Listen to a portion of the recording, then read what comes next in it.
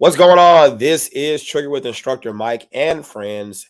I am Instructor Mike. We got Guardian Concepts, John in the building, and we'll be joined later on by Marquise, who's shooting shit up on the range as we speak, burning the. I can't say the midnight oil because it's not midnight yet. No. Who knows? Right. All right, what's going on, Calvin? Uh-oh. And then silence my phone and stuff. All right, go on ahead and tell them who you are, John. John with hold on, turn that down. John with Guardian Concepts. We're down in Bourbonnais. A little while, for those who don't know, it's about a little south of Chicago. We do the Illinois Basic Concealed Carry class. We also offer advanced tactics training, along with we host the Tactical Emergency Casualty Care course, where J5 Rescue comes out and certifies. Classes we got coming up. I got a level 1 and 2, Guardian Tactics level 1 and 2 coming up October 23rd. We have a TECC class coming up October 24th. So nice busy weekend there. I got a CCL class November 6th and 7th, November 10th and 11th, November 13th and 14th. So if you want, go to our website, guardian-concepts.com, or go on Facebook, Guardian Concepts LLC. Follow us, and you can stay up to date on everything. How's it going, everyone? You said somebody in John's DMs forgot you were live. What's going on, you all? So this is going to be, and I'm going to throw the information across the ticker. By the way, if you guys are interested in concealed carry courses, stuff like that, you just got the information from John. I do have concealed carry courses coming up. But I will say this, though. I don't know if I should say what I was going to say.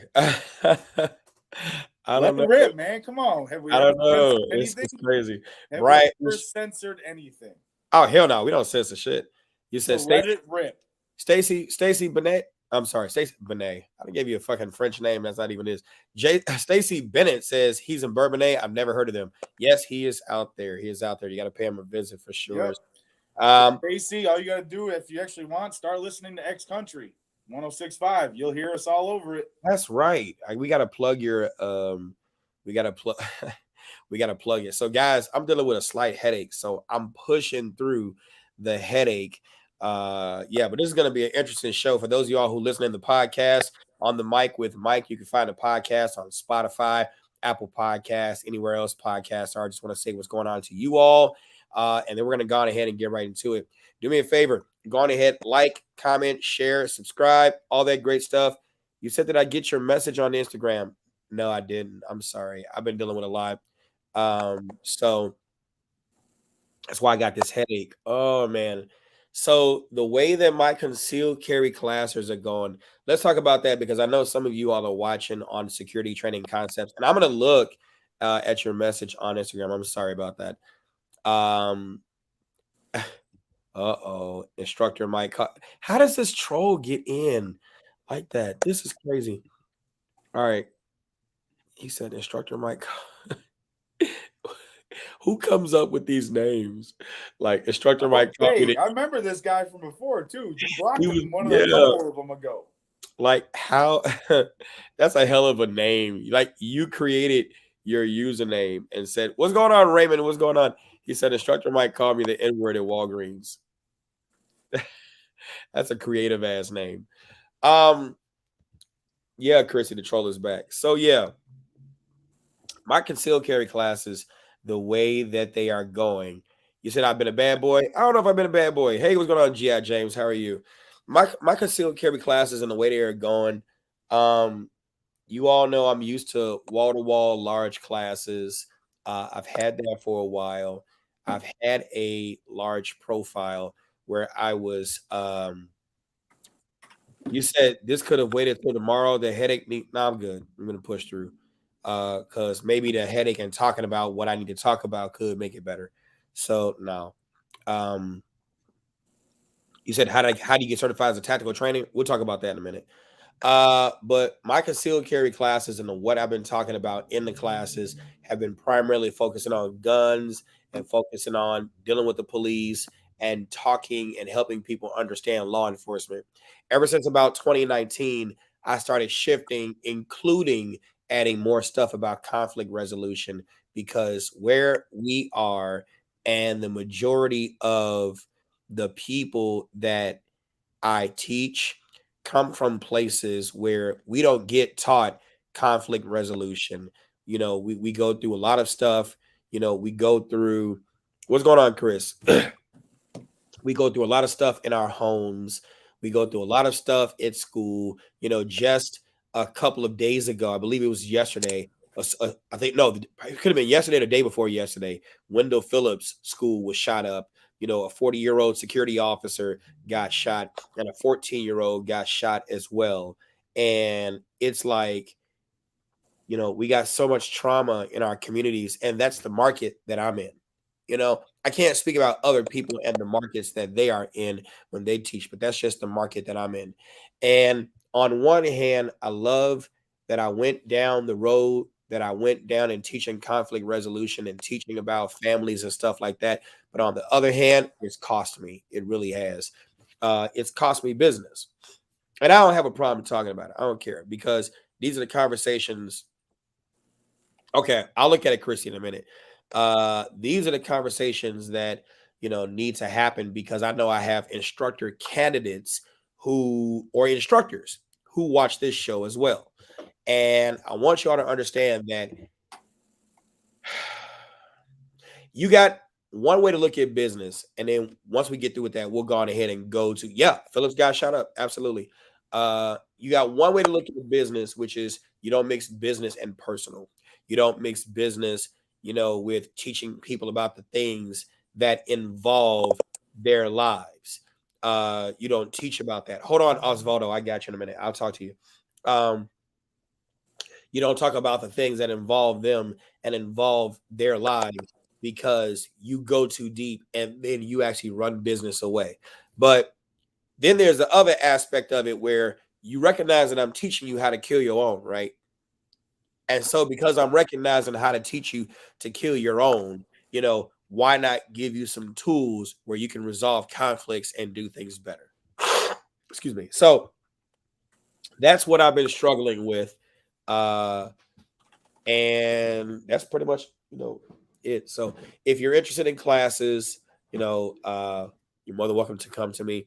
I want to still keep teaching the way that I've been teaching, but I don't know. I'm going through a curriculum revamp. You know, one half of me wants to cookie cutter this shit where I just give you just the basics, but then the experience in me, yeah, even you shaking your head, John, like, hell no, don't do that shit.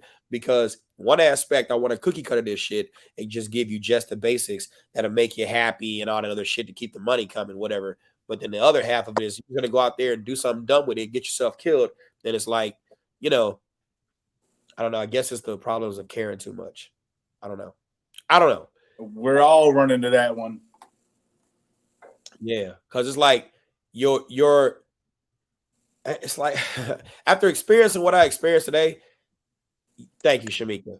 After experiencing what I've experienced, it's like I see why educators who are like real educators. I'm not talking about those who educate in the hood and only to get their student loans paid down, right?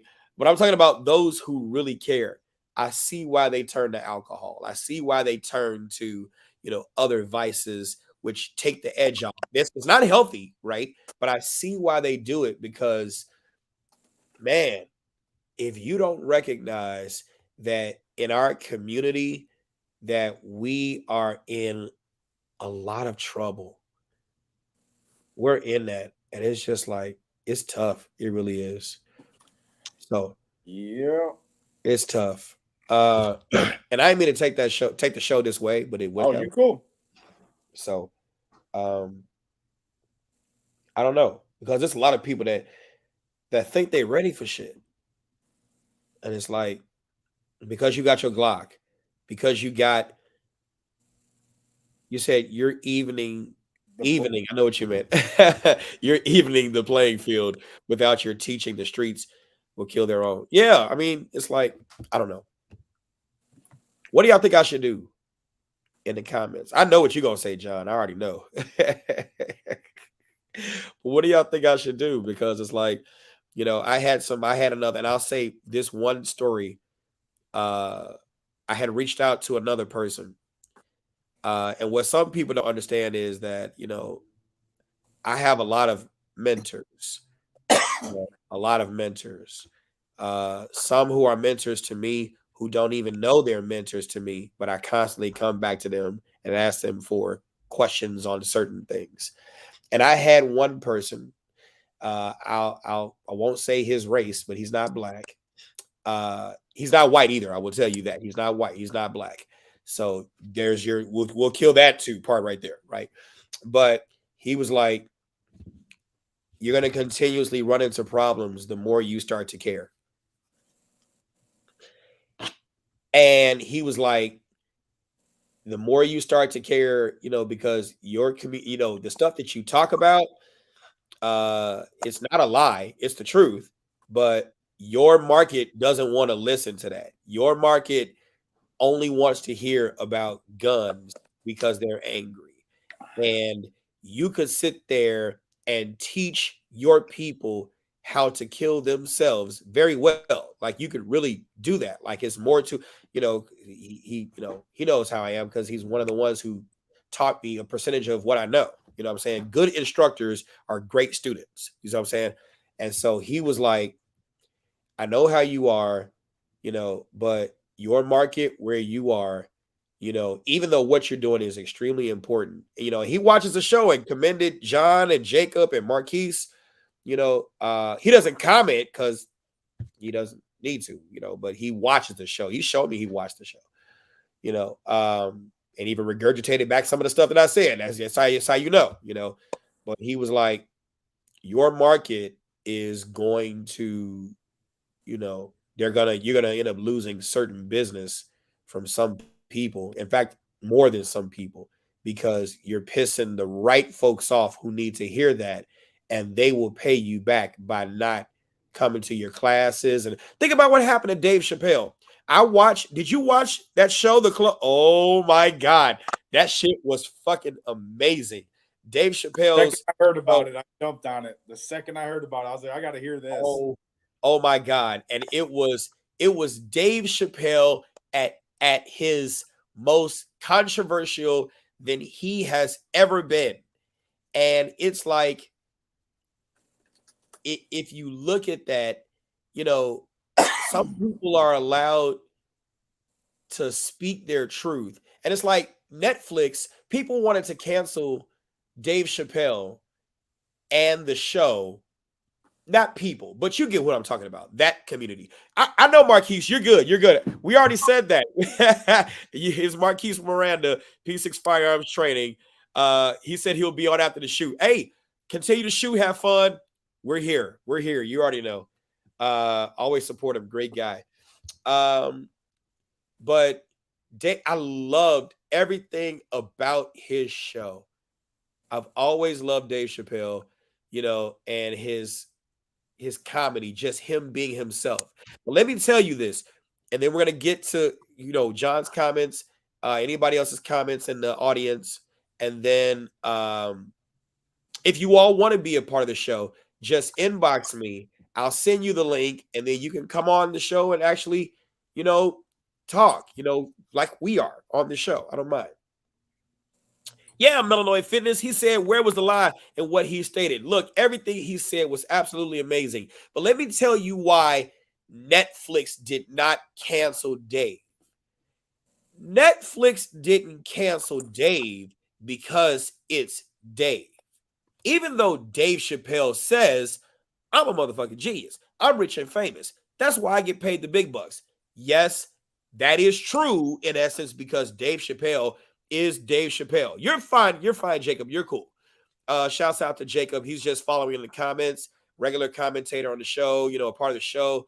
Hope everything is cool. But they didn't cancel Dave because Dave brought money. You see what I'm saying? And so I'm connecting that with my business or anyone else's business who has suffered things at the hands of speaking the truth, is that businesses and what makes cancel culture work.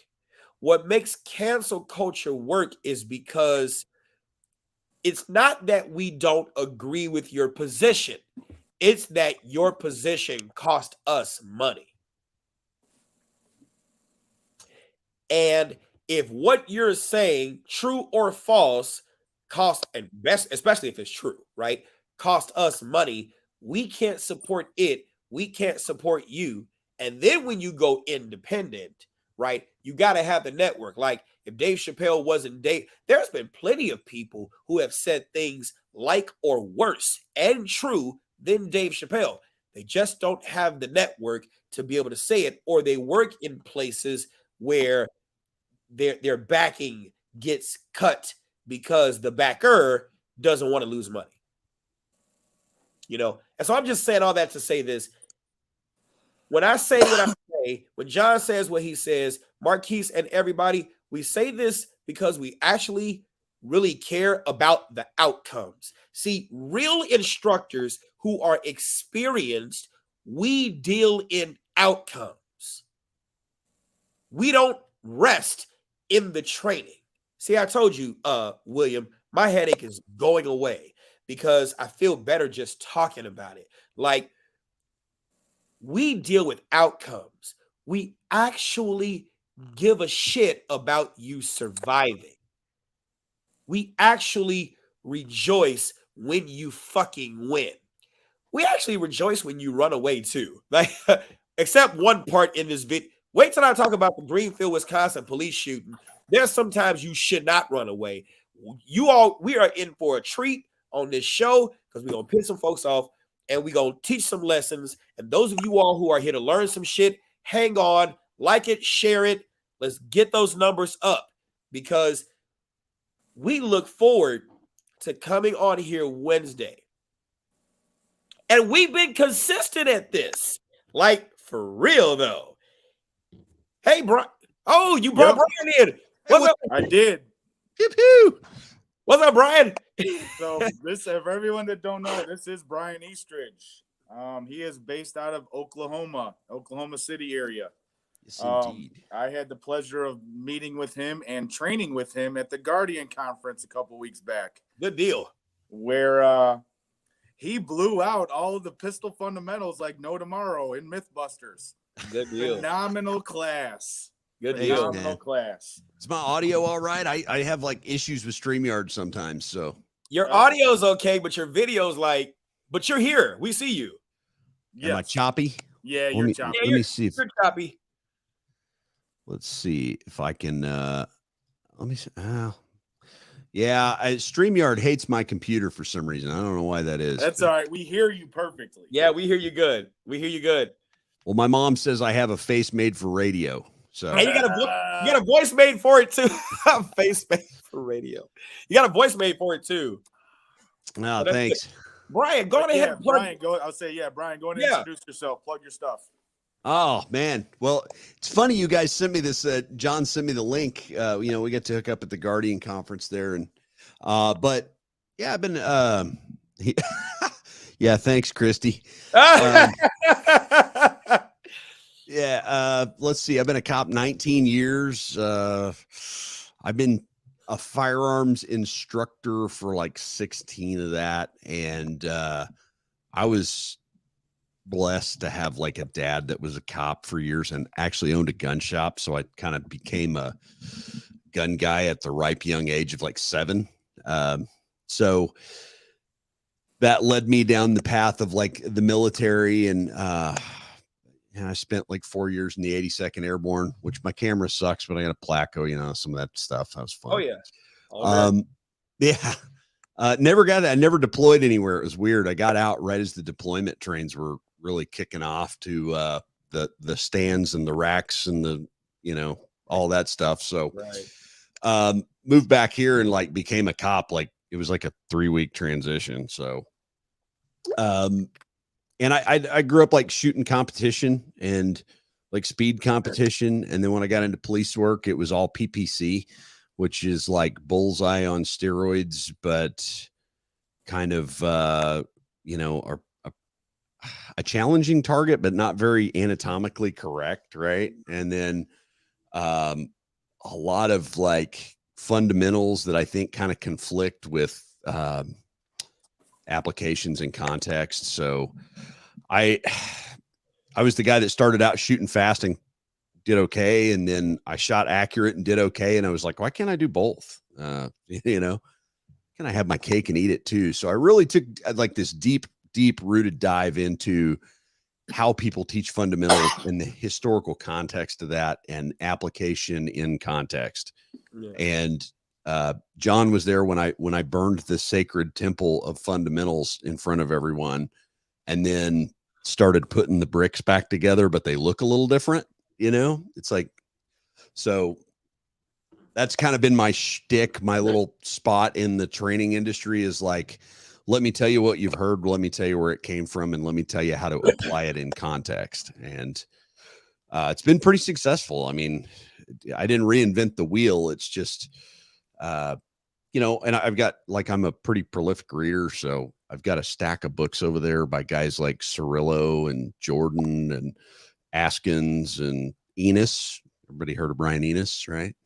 And what you figure out is like, they're all saying the same thing, but their execution in context is completely different than what they're saying. Yep. Yeah. Yeah. And Enos was the first guy to come out and say, we got to shoot in the present. Like we've got to shoot in the now. And it took a while to unwind that concept, but here I am. And then let's see. So other than that, I've got EDC Belt Co. We make the foundation belt, concealed carry belt, and made right here in Oklahoma. Very nice belts. Oh, thank you. I want to see. Very nice belts. I need Belt to see. Co. Yeah, EDC Belt Co. Very nice belts. So that's yeah, not that's the ratchet, is it? No. Oh God, no. So No. Being a cop and having lived in like tactical land for a while, and you know, I had like the chronic low back problems that everybody that carries heavy stuff and wears heavy belts around wears. Yeah. So I'd get off work and I'd be like, man, I need a concealed carry belt. And everybody'd be like, well, you need the 5,000 pound ratchet strength tensile. And I had a dream one night. I kid you not, had a dream middle of the night. And I'm a musician as well. I play guitar, so I'm a little artsy. Mm-hmm. And I always keep a notebook by my bed, right? And I wake up and I'm like, why can't I have a nylon belt that wears like a leather belt and is adjustable like a nylon belt, but it doesn't, like, I don't need to tow my truck out of the ditch with it. I just need like a gun and a mag. Right. So came up with that design kind of in my head and made it happen. And that's been about a 3-year deal, and host the off-duty on-duty podcast. I just finished recording an episode, which is why I got all my cool gang gear on. So thanks for that. Yeah. Yeah. See, that's me. So Brian, you got any belts with you? You can show them real quick. Yeah, because Marquita said she wanted to see the belts. Wait, hey-oh. That's it. Hey, I just happen to have one right here.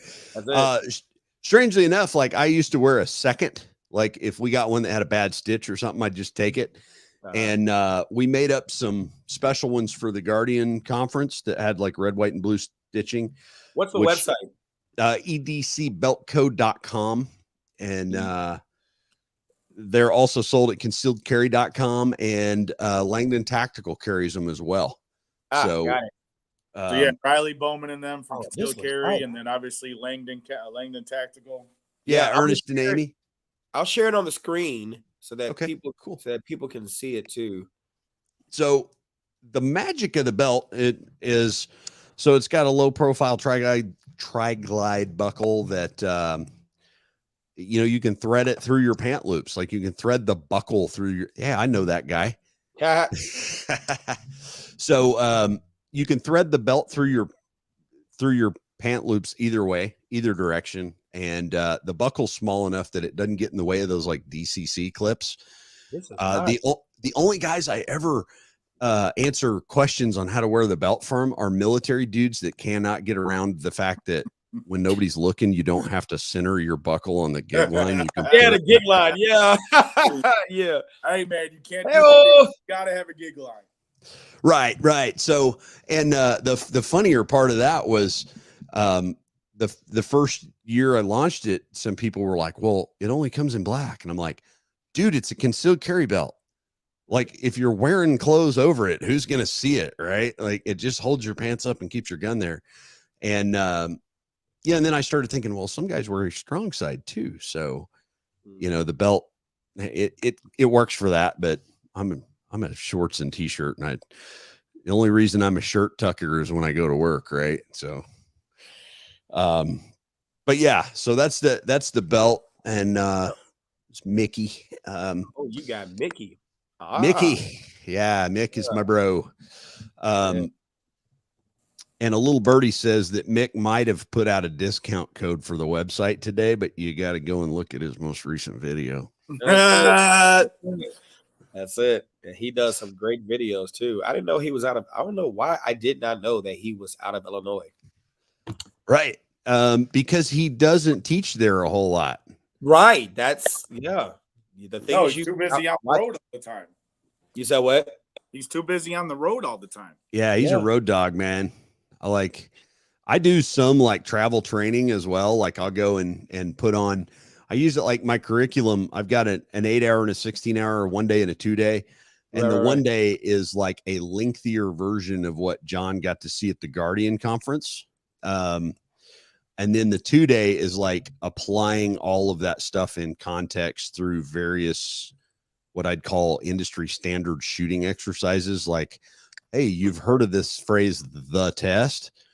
Right. Well, let's show you how to apply this and mix it up. So the first day I spend teaching you how to train yourself in practice and apply fundamentals in context. And then day 2, it's like, okay, now we'll add on little sub skill sets. Cause I think like the whole world gets wrapped around like reload speed and malfunction clearance. And I'm like, that's all great, but if you can't hit what you're shooting at, it's pointless. Right. So true. True. Now, would you also say it is important to still practice those things as well? Because I've definitely been, sheriff shootings and stuff like that, especially, in competitions as well. I would say more so competition, but you get your range training where you're training cops, and for some reason they are the most stringent violators of training. Can be. Yeah. But just practicing malfunctions, because that deer in the headlights freeze when you don't practice it, because you're not used to it occurring, and you're thinking your gun is so quality, especially my Glock lovers. I got a Glock too, it's all good. But they feel that I clean it, I lube it, and it won't malfunction. And then when it does, what do I do? Right. And I look at everything like through the lens of learn to hit the target now. Right. And then everything beyond pulling the trigger when the sights are acceptable and doing that without moving the gun, and all the stuff that we use, the tools we use to get people to do that, everything outside of that is a sub skill set. Right. And when you break it down like that, it really will, one, it makes you structure classes different. And two, it really kind of illustrates that, like, beyond hitting what you're aiming at and being able to do it with monotonous regularity, if you can't do that, those other things become lost in translation. And so, yeah, it's absolutely critical that you have those skills, but you have to understand that that's just like a sub skill set of the overall picture, which is, put the gun between you and the target and be able to hit it. Right. Like, so, yeah, I mean, I think those are important things, but, it pains me when I go to like an entry level or a beginner level, or maybe even a low intermediate class, which I kind of categorize mine as like intermediate ish. And it's like I see dudes out there just doing tap racks over and over and over again, and I'm like, okay, let's look at their target. And Well, wait why a are we? minute. You go to classes where that's the focal point of the class, where they. I see it more frequently. God. I see it as kind of like a thing. Right.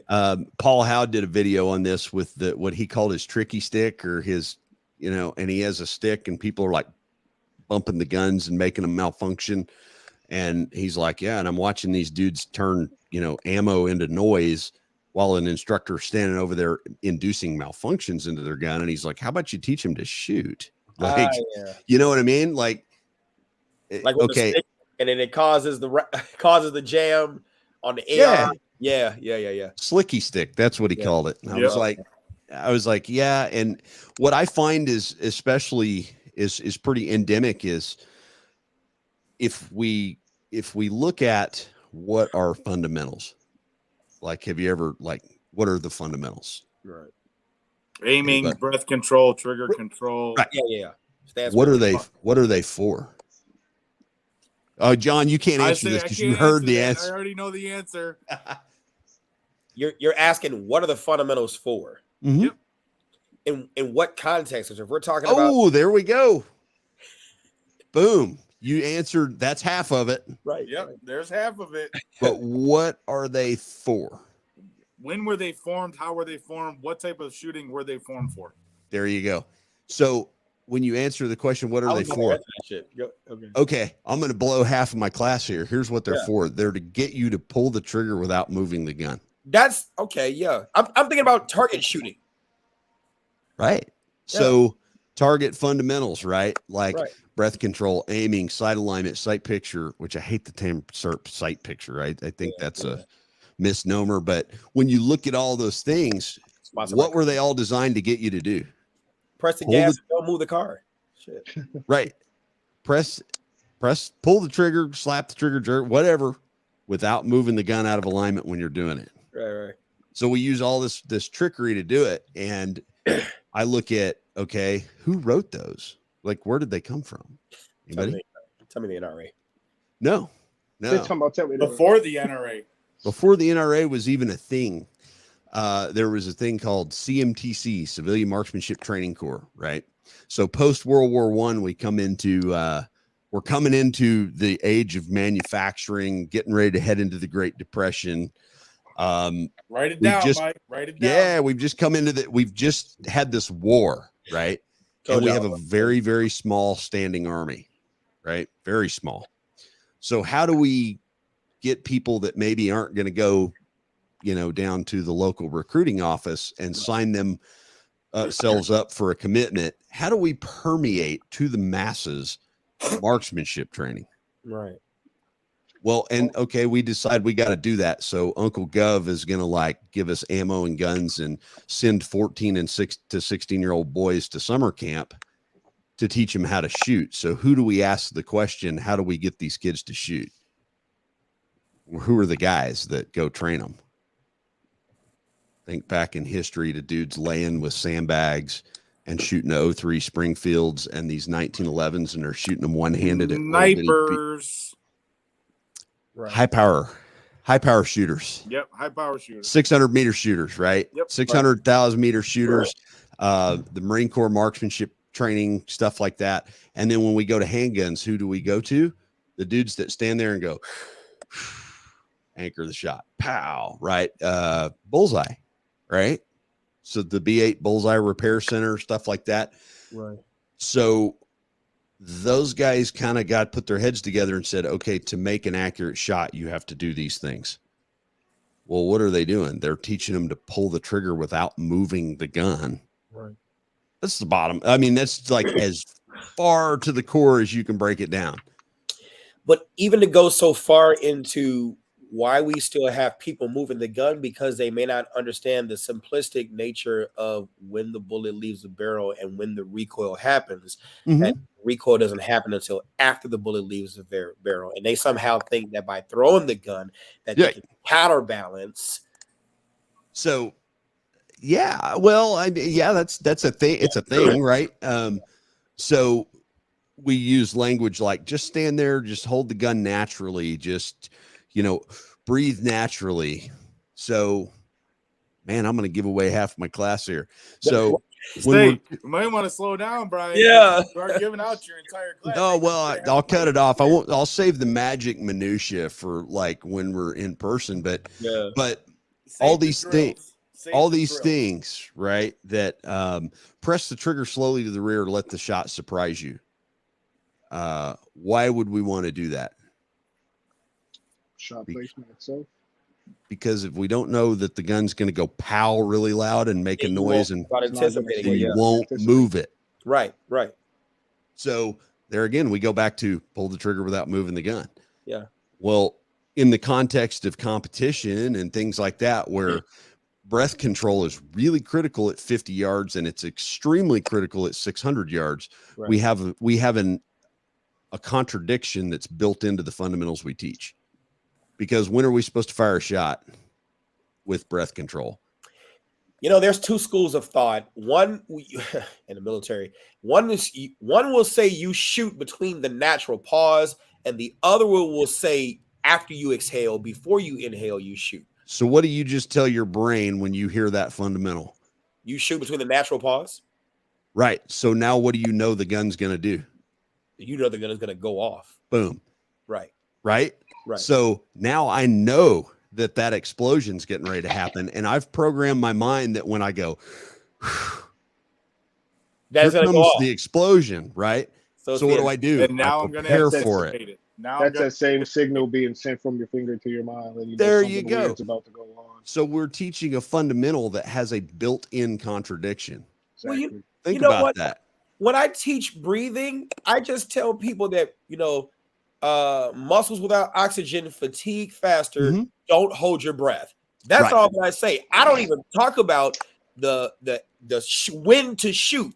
I just tell them, I use the analogy of the car that get in the car, you turn it on, you put on drive, you put it in drive. You don't get out of the car and then push the car, because that's not what's supposed to happen.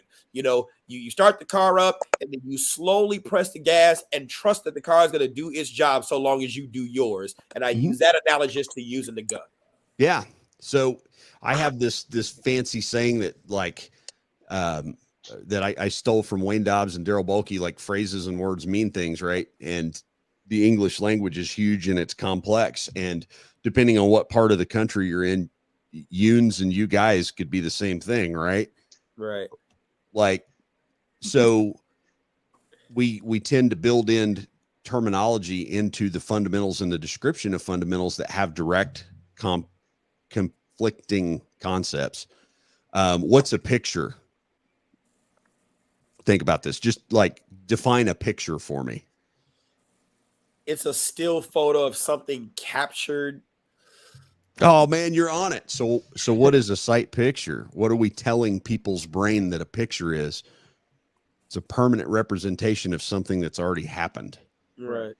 So I don't say sight picture anymore. I say you're going to align the sights and put them in line with the target in the place you want to hit it, because that's never still.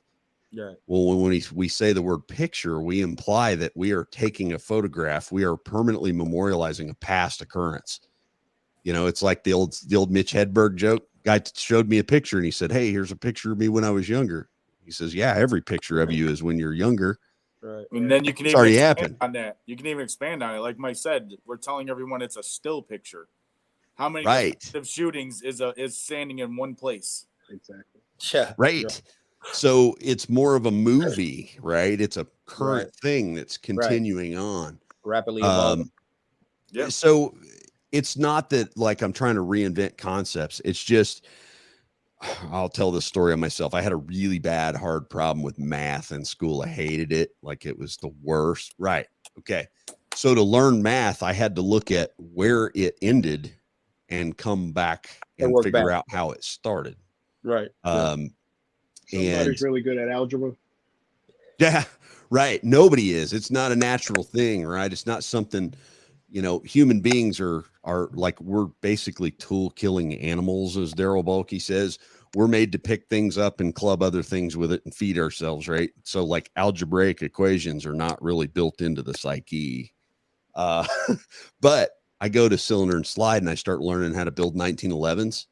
There is absolutely a lot of algebra that goes on in there. A lot of you have to define angles and radius and all these things to come out with the end result. So it's kind of like a lot of guys that are really good race car drivers. They're also really good at working on the car because they understand what in the car makes it do what it does. Right. So, and there's a million and one analogies, a lot of guys that are really good guitar players are really good at working on their equipment. Eddie Van Halen, right? So he knew what the results needed to be, but he had to kind of reverse engineer the process. So the more you explore avenues like that, the more you start to see, okay, when we look at fundamentals of shooting, well, what context are we putting that in for students? That's one. How applicable is it to defensive work? There's two. And what phrases are we saying that conflict with each other that we're assuming the student understands? So there's a lot of that. And I've even seen like high level instructors go, well, don't jerk the trigger and you've got to manage the trigger all the way through the cycle. And then you watch them shoot a rapid string of fire and I'm watching their finger fly off the trigger. And I'm like, well, you told me this. I'll say, I thought you said don't slap the trigger. Right. Don't slap the trigger. And, when I go brief a class, I go, I don't care how you pull it. Just pull it straight back. It's a lever. Yeah. Trigger press. That's another one that I'm kind of big on. The only trigger that you can press is a 1911 trigger. Why? It's flat. Right. And it works like a button. Yeah. It just moves in one direction. Yeah. The others are a lever. They move in multiple axes and planes. Right. So if I press that, it doesn't move like a button. It moves in an arc. So you should be pulling that. Like that. You see how this is how crazy this brain right here is, man. I'll give you this too. If you think about this too, even if you say press or pull, what's one thing that I don't say? I don't say squeeze. Yeah. Squeeze implies the whole hand. Yes. Right? Yes. Okay. I'm sorry. You confirm me shit. It's okay. Keep going. Yep. Yeah. Like it's horrible. Yeah, it's cool. Matter of fact, that was one of the first things I ever noticed as a brand new firearms instructor training police officers. Right. Is I would hear squeeze the trigger, and I would watch their whole hand do this and the gun drive low left. And I'm like, maybe it's not the trigger that's moving the gun. Right. Here's another one that you can. Here's another. Here's another sacred cow that you can turn into a side of beef and sear your favorite ribeye with. Human hand strength. When I shake a person's hand, right? If it's not like my ex-old lady or something, I'm probably not going to put or ex-old lady's husband, whatever. I'm not going to put the death grip on it, right? Well, I'm going to shake the gun like I shake hands with it, right? Right. You ever gotten a grip meter out and registered how much pressure in pounds per square inch you're holding? When I was becoming a corrections officer, they had that as a part of the test. That was a test to be a CO. Right. So never done that. If you grab a grip strength meter and you just handshake it, right? Average male, 30 to 45 years old, will put about 80 psi on it. Yeah. So my support hand comes up here and I grip firmer with it because my brain tells me it doesn't have as much strength. So it feels like I'm gripping harder and I'm really putting about the same pressure on the gun. So how does jerking a 5.5 pound trigger misalign a gun that is between 80 pounds of lateral pressure? Yeah. Short answer is it doesn't. Right? You have to move another part of that. You have to move something else, right? Right. So, yeah. And it's like, that's the way that I dive into that stuff. And John saw that, and I saw him over there lighting up like, oh my God, somebody's saying it. So the goal is, I would say the goal is at some point is to get Brian up here to teach some classes. Yeah. And we can make that happen. Yeah. Need to. Illinois, Chicagoland area needs it. Is that who was it that said that? Was it you that coined the phrase Chirac in the class? You said I'm from the metro, the what'd you say, the suburbs of Chirac or something like that. It's Shirakistan because it's worse now. I would say the worst name is Shirakistan. Oh, I got you. Yeah. But the Guardian conference, that was kind of on my home turf here. I do a lot of, I say a lot. I don't do a lot of travel training. Next year, my goal is to get out of state a little more because hopefully the world will kind of settle down and start being semi-normal. Well, what's that, right? Yeah. I mean, we're just, even with a 20-year long running war, we're still in the longest period of civil containment that we've ever been in human history, right? Yeah. Every other time it's people think it's bad right now that all this when this is winding down, but if you go back and you study history a little bit, we just, countries have been killing other countries for thousands of years, and now we just claim some righteous purpose to do it, but the bottom line is here, in the continental United States, I'm there's certain areas that I'm I just don't think I want to visit California anymore. I used to love that place. But what the world, he's saying, right? You heard what he's saying, right? I don't want to go to Illinois. No. I'm just saying, with all this ridiculous pandemic restriction nonsense, I'm man, okay. I drove to Florida earlier in the year, and I'm we got to put masks on, and what do we got to, what's the rules here, man? So I try to avoid the, as Dave Spalding calls it, the metallic tube of death to fly anywhere. But I love driving. So, but yeah, Illinois, dude, I need to get up there because, Mick's up there and a bunch of other people. So I'd be glad to do a traveling class right now. We're coming into that period of the year when the white flakes fall out of the sky, and that's never pleasant. Yeah. I'm a shorts and board short. If I could wear board shorts and flip flops and still carry all my gear. John sent me this video. I was just saying, let's before we do that video, let's do Marquita real quick. She asked, is it mandatory to wear a holster or a belt to conceal? So Marquita, I'll jump in this one real quick, and then obviously Mike, Kawan, jump in. Is it required by law that you wear a holster and a belt to conceal? No, the law doesn't say that. Is it highly recommended? Absolutely. Yeah. For several reasons. One, your skin and everything else up against that gun is going to deteriorate that gun like no tomorrow. Mm-hmm. We naturally sweat salt. Salt and moisture for a firearm against our skin is bad. Mm-hmm. Then we get into, obviously, the protection of the trigger. Holsters provide protection on several different levels, biggest one being the trigger, to where you don't shoot yourself in the leg, which is why we don't carry Black Hawk Super holsters. Sorry to put that out there, but it's not hurting my feelings. Hey, I got one for you. Okay, back into the why, we answer the whys, right? As instructors, the why, WHY, is a big thing, right? What is the purpose of a holster? The number one purpose. And I stole this from Spencer Keepers, my longtime neighbor and friend, who was also teaching there, who makes Keepers concealment holsters. But go ahead, Mike and Kawan. What's the primary purpose of a holster? To protect the firearm. Okay, protect the firearm. Mike, what you got?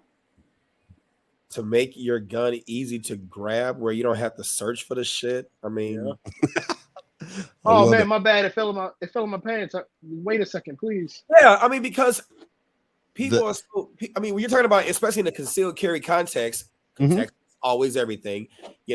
I've always been used to wearing my firearm outside the waistband.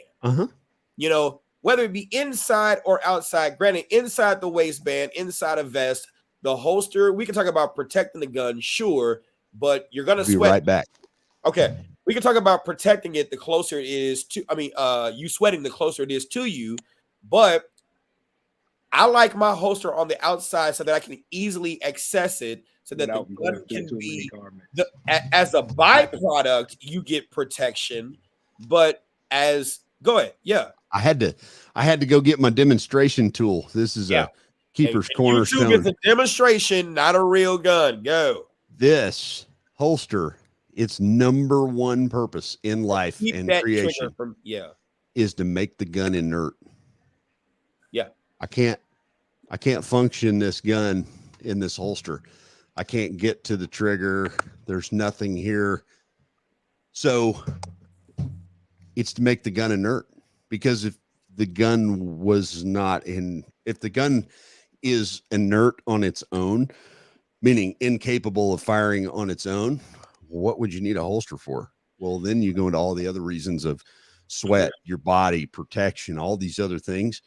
But its primary design is to make the gun inert, render it inert. And if your holster doesn't do that, a la some of the ones that you mentioned earlier, look into a different holster, right? So that's like my demo revolver, right? Little frame here. Right.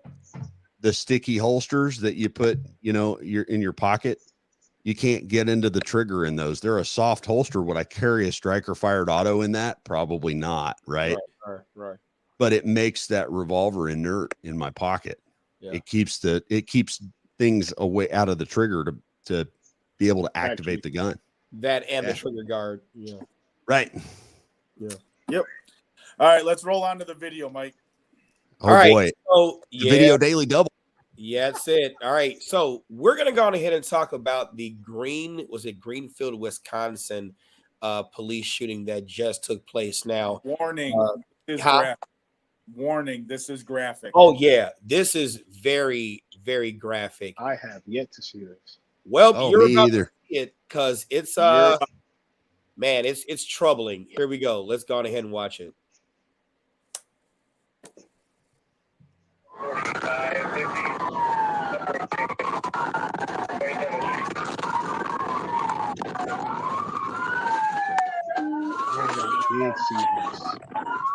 Show me your ass! Stay in the car! Show me your ass! Don't move! Don't move! Show me your ass right fucking now! Hit a crash at 27, hit another vehicle. Put their fucking hands up now! I'm gonna shoot you! Put their fucking hands up now! Put their fucking hands up! Get more squads here now. Back up! We're in pursuit! We know! Back up! Put your fucking hands up now! All right, before we continue this, those of you all who are watching this, I gotta tell you, this grinds my gears. This grinds my gears right here, bystanders. I'm sorry, they might have handled it a lot better than I would have handled this. If you are a bystander, depending upon the certain situation, you might get chin checked. It's very possible because, matter of fact, nope. I'm gonna tell you why, man. Go. Keep your ass out of the fucking mix. See that right hand? Shots fired! Shots fired! Shots fired! Shots fired! I'm hit! I'm hit! Show me your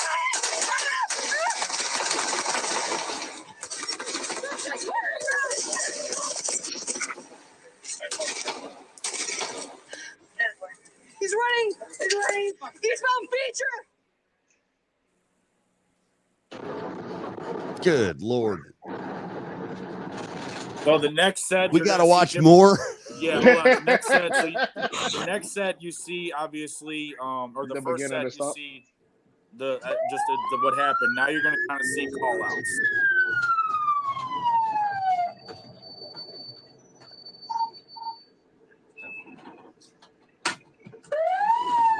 So they initiated the stop because he ran a red light.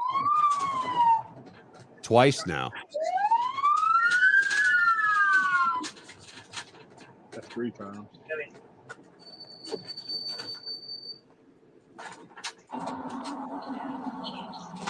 Ooh. Oof. Backup officer got a little excited there. Probably try to cut him off, which is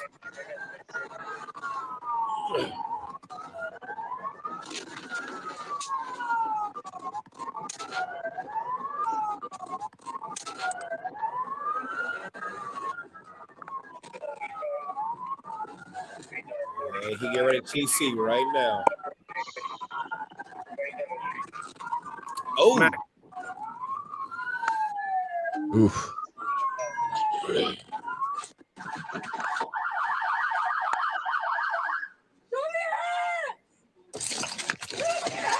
your hands! Stay in the car! Show me your hands! Don't move! Don't move! Don't move! Show me your hands right fucking now!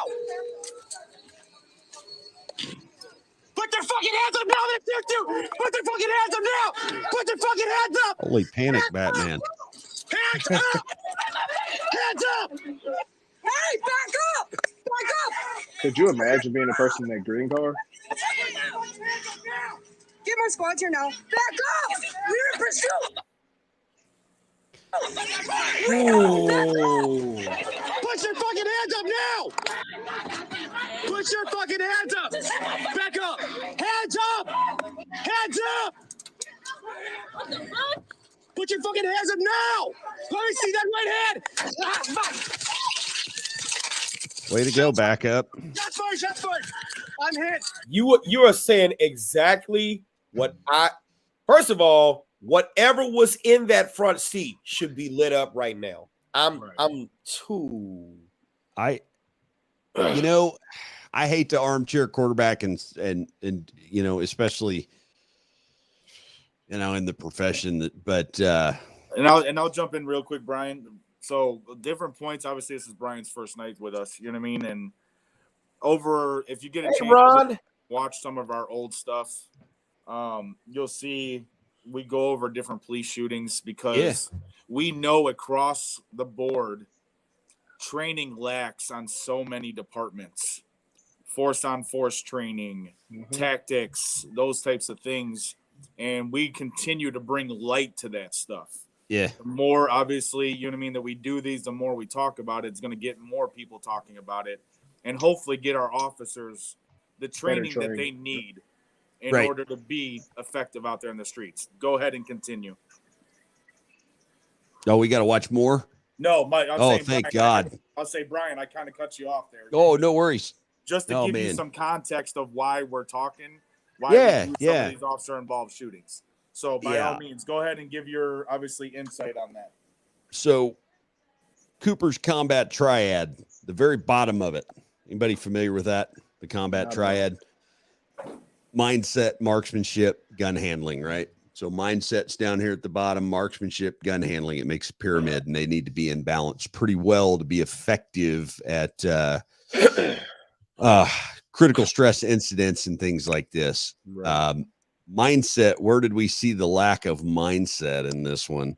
Would maybe be our backup officer that had every legal justification to start shooting.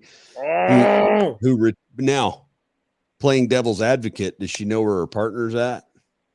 No. Yeah, because you can. I mean, she can see where his head is. You know what I mean? And I mean, she had nowhere near the dominant angle that she should be in. Right. The other thing with that I look at is I go, that car just T-boned another car. Who's ever in that car that just ran from me is running from me for a reason. Exactly. Yeah. Why do I need to run up to that car? Thank you. Did I say that earlier? Oh my God.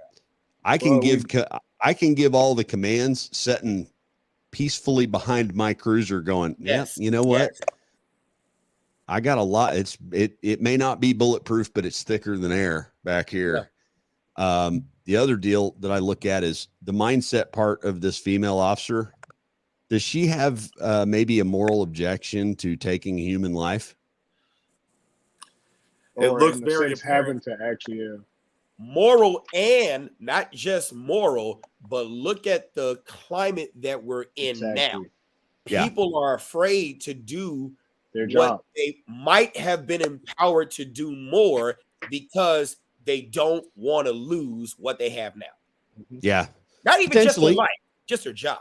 The other thing I'm seeing here is, okay, so we covered mindset, right? So everything I look at, I look through the lens of Colonel Cooper's combat triad: mindset, marksmanship, gun handling. Where's our gun handling down here? Look here in this bottom left corner. All over the place. Yeah. right? And I think this is her. Is this her body camera or his? Because I think this That's is hers.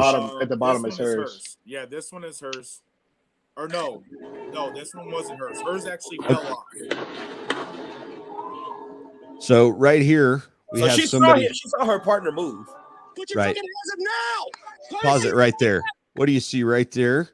I'm going into the vehicle. I'm reaching for something, Yeah. and Which we've got our finger in high register still. Right. And then right now we're seeing glass expel from the right side of the car. Right. All right. The glass explosion. So Why am I not pulling the trigger? why am I not putting the gun between me and what's killing my partner? Yes. Right.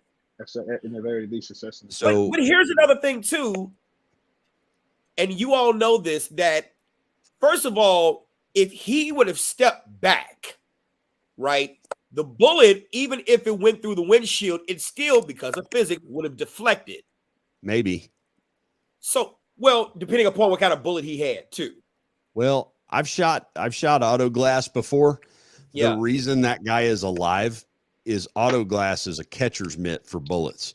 Yeah, You shoot from the inside to the glass. outside of a car. Typically, the glass will deflect it in the direction the rifling is turning the bullet. So when it goes in, it craters its nose on that angled surface, and then it's pitching to the right, because most American-made firearms have a right-hand twist barrel, right? So as that comes out and it goes through that plastic, unless you're shooting a really good bonded hollow point, and even a bonded hollow point will turn into Swiss cheese when it goes through safety glass. So inside to outside through safety glass, bad plan. It rarely works out. Outside to inside, they typically spiral low right, and they don't do much damage once they get in there. I've seen that movie before. You know, there's a video of Austin PD shooting a burglary suspect. The guy empties 40 cal 15 40 cal rounds of Hornady critical duty into a pattern that looks about the size of a B8 bull right in front of the driver's face, and the driver ends up with one piece of jacket in his noodle. So, you know, I mean, shooting through auto glass is just the only predictable outcome in that is there's no real predictable outcome. Right. So, and then obviously as it continues, Mike, you know what I mean? We get into let's retreat. Well, yeah, he did retreat, but I'm almost certain that the fragments from him being shot at. Uh-huh. You know, oh, he got hit there. Oh, that'd get my attention. Well, yeah, for sure. But would you be that close? You know, I think so. If you got to look at points of ingress and egress here, right? Right. So there's 4 ways out of that car: sides, front, or rear, both sides, right? Because the front glass is intact, the rear glass is intact. Side glass, maybe the side curtain airbags blew the windows out, so he's coming out through one of the sides. Right. And there's 2 sides. There's 4 points of egress from that vehicle. All 4 points of that egress, I can dominate from right back here behind this engine block. Meaning I can see all 4 of those from right back here. Right. The problem is, because this is kind of you cuss on this show? Oh, absolutely. Yeah. Okay. This is 100%. the absolute shit sandwich, because what do you got over here in the green truck? You got a potentially injured bystander that probably doesn't need a gun pointed at him, and definitely doesn't need any additional holes put in him. Right. So now you have a backstop issue, which brings up a real training scar that I think we put into people. When we go out to the range and shoot, we take for granted that there's a ballistic wall behind what we're shooting at. Yes. And in the real world, there is yeah. How many of you all would have set up maybe some steel pepper poppers out here in this intersection and set up a practice session there? Yeah. No one, right? Nobody. So shootings never occur at a place where we would put targets up and go, man, this looks like a good place to shoot. 1,000%. We'd Right. love to be able to do it for training, but Yeah, I mean, so that's kind of my take on that. And I have a real mindset issue with this female officer. The male officer gets back into the fight at a certain point there when he rounds the vehicle. yep. And she is gone. kudos to him for that. But when he goes around that vehicle and circles back being wounded, like right here. Oh, Lord. She should have been. Yeah. The problem is, and I don't know if you realize it unless Mike catches it, her firearm is already failed. She's already shot the failure. Yep. It's empty. So she has not even reloaded yet. As that, I didn't even know she had shot. Yeah, her gun is locked to the rear. Right there? She hadn't fired a shot yet. I'm hit. You'll see it. Zooms in. That's when it failed right there. Or that's Oh, when it so failed. she Okay. fired one shot and it failed. I'm hit. Oh, yeah. So yeah, I mean, she got out was of it. already at failure and not even in the fight. yeah. So one of the things that I find intriguing is like in the gun handling part, when you're doing any administrative actions with a firearm, what grip do we have? We have it in the firing grip, right? What is she compromised right here? See that? Yeah, it's locked to the rear. Yeah. Because actually, I don't think you guys realized, she actually, so when he first got shot, she Mhm. shot. Yeah, it looked like a She had panic fired. shot. Yeah, she had fired when he initially got shot, and then she went in to open the door. Or yeah, she was already in close. She was in close. She didn't shoot. Yeah, and they're highlighting the injured Okay. party in this other. Yep. Put your fucking hands up now! Let me see that right hand! Ah, fuck! Nah, she didn't shoot. Right here. She just Or that's screamed the what it entire was. time. Okay. But that's what it was. She already went right into failure after the first shot. Yeah. Which it's amazing. Here though, she didn't shoot at all. Because No, the use of a she steps firearm back. always scream. That's Yeah, what. and this guy here, if you zoom in on him, and I mean, I'm I'm not trying to able be with this. like, Yeah, I wish. like too hypercritical, but can See that right hand! Ah, look how close his gun is to his face Yeah, Right. when he's up on the car. that's why I was talking about being up that close. So Mhm. you know, there again, He's we look literally at like this. yeah. He's literally So- like this. When we go to Cooper's combat triad, there we got a mindset issue, and we got a couple of big gun handling issues there. Right. So, you know, and I see officers doing this stuff, like, and I even see trainers out there. Oh, I don't want to throw him under the bus too hard, but he usually has a knife in one hand and he's doing all this stuff. Oh no, I know you're talking about. No, I'm there's like, multiple. There's multiple who do that bullshit. Yeah, And that's There's exactly what it multiple. is. Oh yeah, there's it's sexy for the movies. there's a such Don't thing forget as about Call of retention Duty. shooting, and there's, you know, and you go watch the John Wick movie and he's moving down hallways with his gun in front of his face, and I'm like, you ever shot a gun like that, pal? wait. We're talking about. Well, I shoot center access relock. right. I'm about to say, wait a minute Yes. now. If What is you that? now, Oh, so it's what a is close it? quarter combat shooting technique. Is it? Yep. Oh shit! I'm hearing myself. I know. Yep. So I- so here's the thing though. Here's the thing. It's not, so some people, they see it as novelty. But the Yeah. thing is that if you've never trained it or seen it in action and used it, yeah, it looks like complete nonsense to some people. Yeah. But Kind of looks as a like it right person there, who- doesn't it? as a person who teaches it Yeah, and a person who uses it, nah, yeah. I know how to teach it to make sure it works versus the novelty you see in movies. Right. Right. So center axis. So let's see, center. So center of what? Center of your body. Center of your body. What's directly behind the center of your body?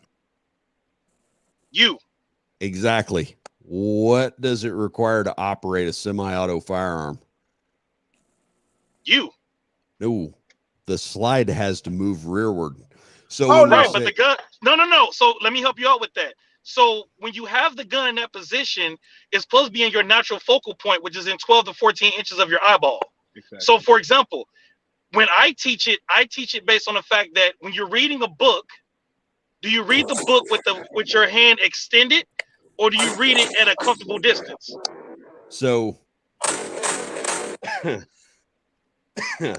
Yeah.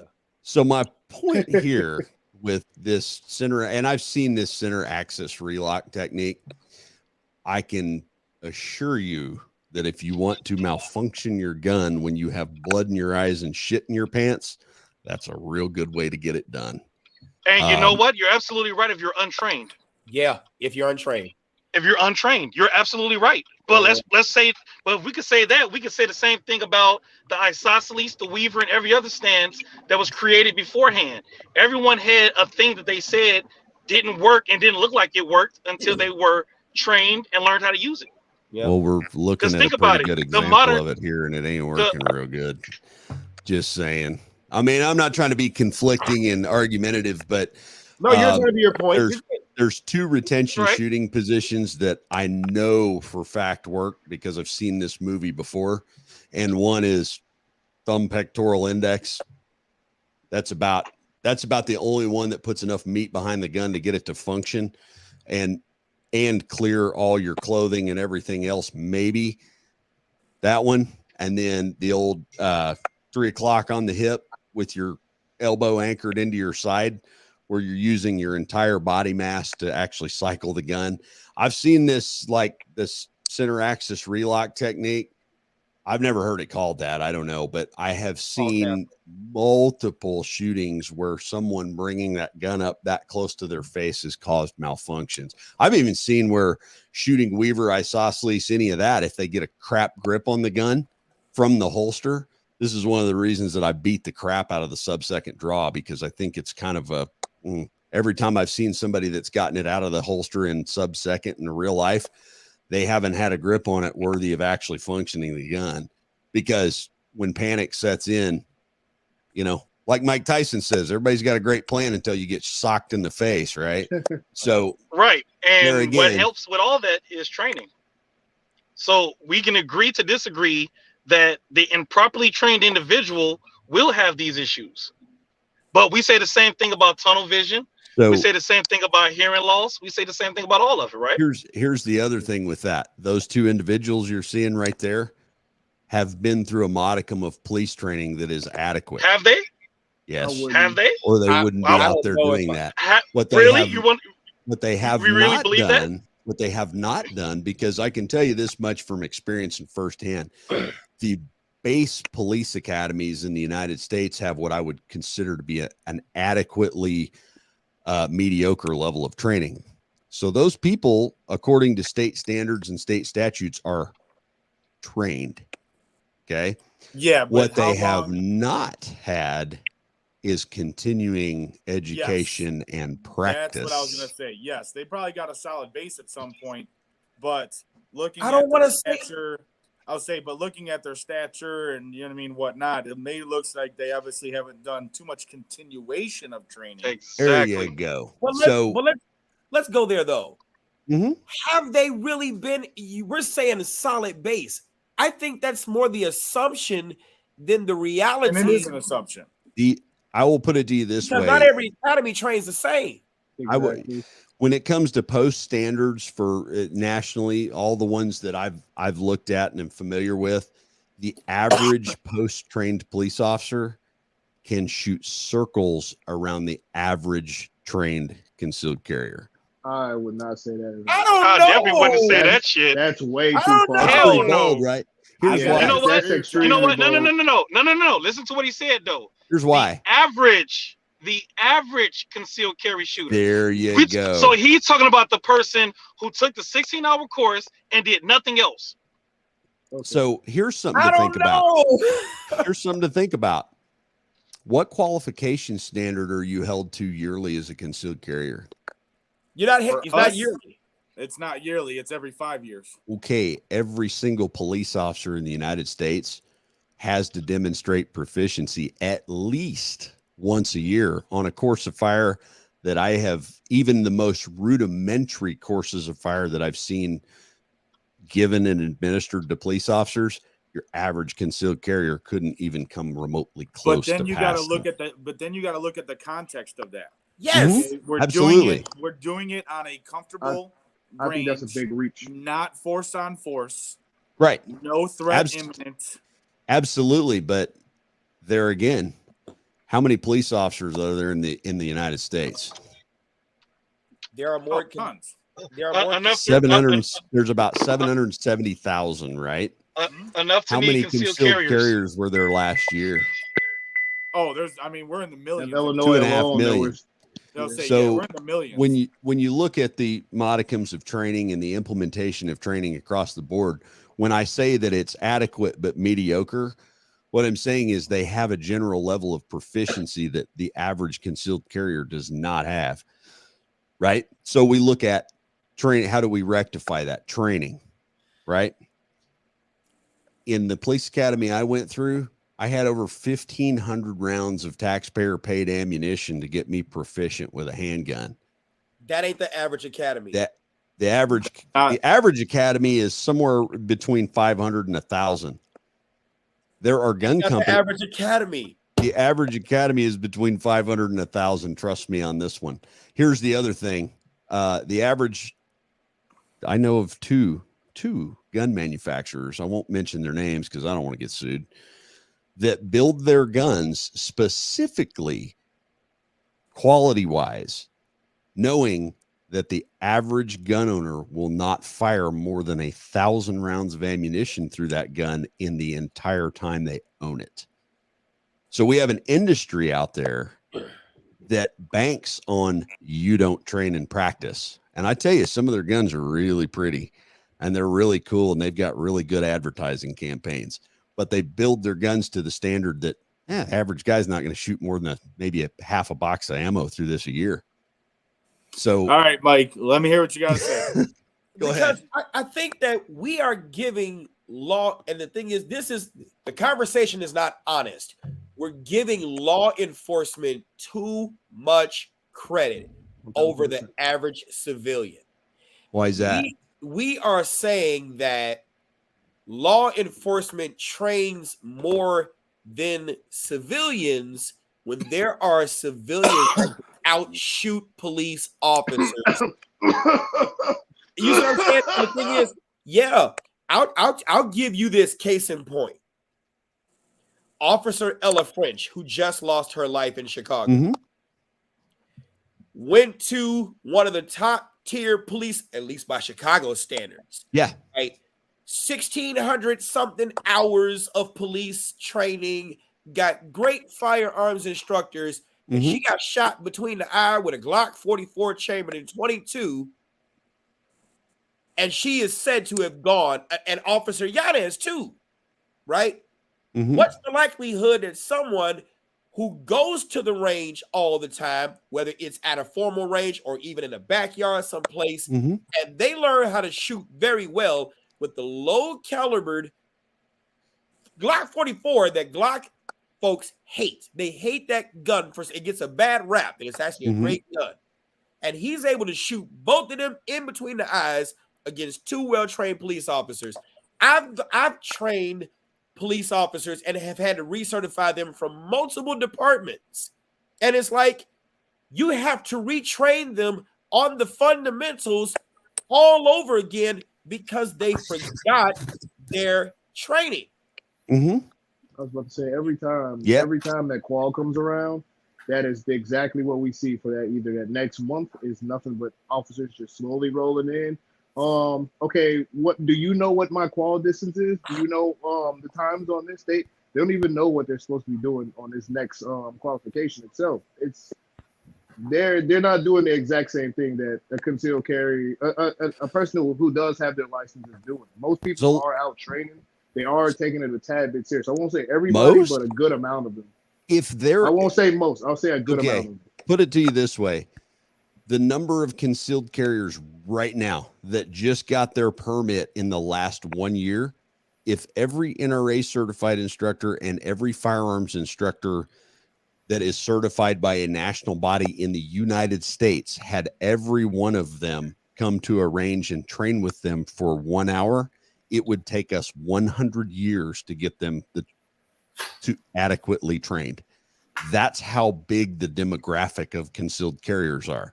There are 770,000-ish law enforcement officers in the country right now, right? So that's FBI, all the feds, all the local, municipal. Now, I completely 100% agree that the training is inadequate, but they've been held to a standard of proficiency. Does that standard always save their lives? No, but police shoot a whole hell of a lot of people every year, and we shoot far many more times the number of people that kill us do we kill, so to speak, or do we shoot, right? So my point in all of that is I can completely agree with you that training as a whole is inadequate, right? The demographic and the percentage of concealed carriers that actually go and train beyond a basic certification course is a fraction of a percent. Which is, it could be the same to be said about law enforcement. 100%. Because you only required to qualify twice a year. That doesn't mean you go out and go train beyond that. Right. So in my opinion, it's simply put, no matter, I don't give a damn if you law enforcement, FBI, CIA, you practice ninjutsu. I don't care. What happens is this: you've been given this ability to carry a gun. You've been given this ability to carry a live gun amongst the public.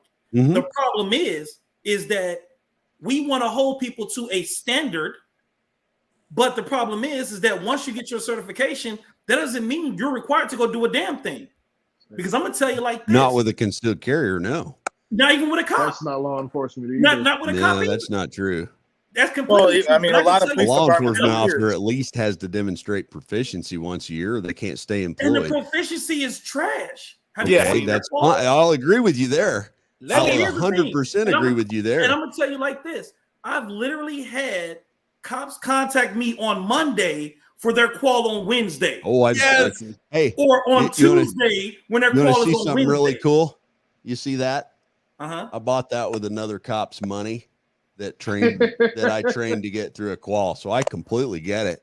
Yeah. So the thing is this: it's not about, in my opinion, it doesn't matter what you do for a living. No. If you're required to carry a gun, or if you want to carry a gun to protect yourself and maybe your loved ones, you have the individual responsibility to go out and do more training beyond. Now we're talking. Because so, in my opinion, I'm not holding a cop to a standard. I'm not holding a civilian to a standard. The reason why? Because if they was held to my standard, there'll be no way in hell 16 hours will be your concealed carry course. Hell no. There is no way in hell you'll be only qualifying twice a year with a firearm and no hand-to-hand when it comes to a cop. Yeah. I would tell you like this: if it was up to me, cops will switch off in the summer months. If you a beat cop in the winter, I want you to be a PO in the summer. And if you a PO in the summer, I want you to be a beat cop in the winter. I want y'all to switch up, because where you have those skills in the jail, where I got to use this and maybe these instead of this, I want you to go ahead and let me know that you know beyond gun fu how to handle yourself. Because in my opinion, this training standard fucking sucks for law enforcement. Yes. You should be able to put boots to, and again, I'm gonna get hit for this shit, but I don't care. You should be able to put boots to ass. If you can't put boots to ass on anybody, don't fucking wear a badge. That's how I feel. Because if you can't put boots to ass, guess what the first thing you're gonna do? Draw. So we've gone from qualification standards to defensive tactics. We kind of shifted gears here. I feel like that's the standard. The standard should be this: if I can't use these, don't touch this. So it's all going back to training. Don't do this. It all goes back to training, but it actually goes way deeper than that. No, and it does. Yeah. I mean, we're talking about tools on a tool belt. So, you know what I mean? We're talking about here's my my thoughts on that. Due to whatever new woke hiring standards we have. He said woke. No, they ain't woke. Right. They have to sleep. Right. So let's say I get a guy like John who's done multiple tours overseas, and he comes back and he's like, yeah, I want to go serve my community and be a cop. Is he going to be the candidate they're going to look for? Or are they going to look for a 4-year degree that's not had a fight in their entire life? I came in a really transitional generation in law enforcement where they were starting to transition to the degree holders and not. And that's echelons above me. That's just society, man. Right. So a lot of pre-workout. Yeah. So I look at that and I go, some of the sharpest officers I've ever been around were not what you would call the physical specimen, but what was there that wasn't in some that maybe had like some other background in, underwater basket weaving or whatever in some fancy degree. Hey, don't disrespect my degree. Right. Those baskets, hey, you know what? Fish need baskets, bro. Right. They do, man. People got to eat, dude. I'm all for it. But my point is when we look at, when we look through the lens of how do we diagnose that, like what component is missing from that? There's Colonel Cooper, man. I was not a huge gun sight fan, and because, they were shooting Weaver and and if you've seen the inflammatory post that I made on Facebook and all that, where I took a picture of the guy named Jack Weaver shooting in the Jack Weaver stance, and it looks absolutely nothing like what cops were taught in the 90s. And I did that at the Guardian conference. I said, anybody know who this guy is? They're like, no. I'm like, that's Jack Weaver. Does that look anything like you were taught to stand? No. Oh, okay. So let's look at this through the lens of, where gun sight sprung up in the 60s and 70s. Mm-hmm. Mindset was always at the bottom of the pyramid, and it was by design, which meant that mindset, right? That goes into two categories of awareness, like the Cooper's color code system, which has been bastardized to the point now I think there's like 16, there's like fuchsia and polka dot in there. So, but it was like, in the white was, I look at it like I'm sitting on the couch in my boxers, right? My tidy whities or whatever, right? So, and then there was in the orange was, I'm not in my turf here, so I've got to have an awareness of what's going on. And then there was like in the red, meaning, hey, there's potential, and I need to start the OODA loop, meaning I need to decide how I'm going to play this out if it plays out. And then in the black was like panic, right? No, we missed It's white, yellow. He said it was bastardized. Yeah. There we go. We're already bastardizing it some more, right? We was at white for unaware. We was at yellow for aware. There we go. For alert. We had red. Orange is alert. Orange Red is was alert. taking Red action. is the fight is on, and black is you're out. Right. Well, so, but there again, bastardized. when we talk about training standards, right? We just went over Cooper's color code combat or system, and we can't even agree on what colors they are, right? Or we all have our interpretation of that. Yeah. So my point with that, though, it was not to illustrate that, in this world of like tacticalness and self-defense, that none of us can agree on anything. But the purpose of that is I look at that and I go, okay, the awareness system, that's a pretty easy concept. Like, know what's going on around you and be ready to decide something, right? Jacob, yeah, thank you, right? Colonel Grossman added that one in, right? Which I don't think he did. I think somebody else did, and then he took it, and then anyway, right? Kind of like Jack Weaver doesn't look anything like. Yeah, it was added during the hunter killer program. Right. So, other than that, so the other side of that with mindset is, do you have the moral and ethical grip on taking another human being's life? And a lot of people never are ever faced with that. And a lot of people, even being faced with that, don't find out that they don't possess the moral ability to act on that. So mindset, when it comes to the combative, okay, am I willing to use violence? That's the first thing you got to ask yourself. Can I be violent? Yes. And if I can be violent, am I willing to use as much violence as required to save my life and the life of someone else, up to and including taking someone's life? So when you look at it through that lens, well, we look at this officer involved shooting over here, right? Which part failed from the very get-go with the backup officer? Fear. Oh, I'm sorry. Go ahead. Complete Mindset. fear. Mindset. Right there. She was Scared as not hell. willing to use the violence required at the time it was required. Yep. Oh no, she was gone. So, Yeah. right? So Here's where the average cop dominates over average concealed carrier. They are thrust into that situation night after night after night after night. The average concealed carrier will have one critical incident in 2 lifetimes.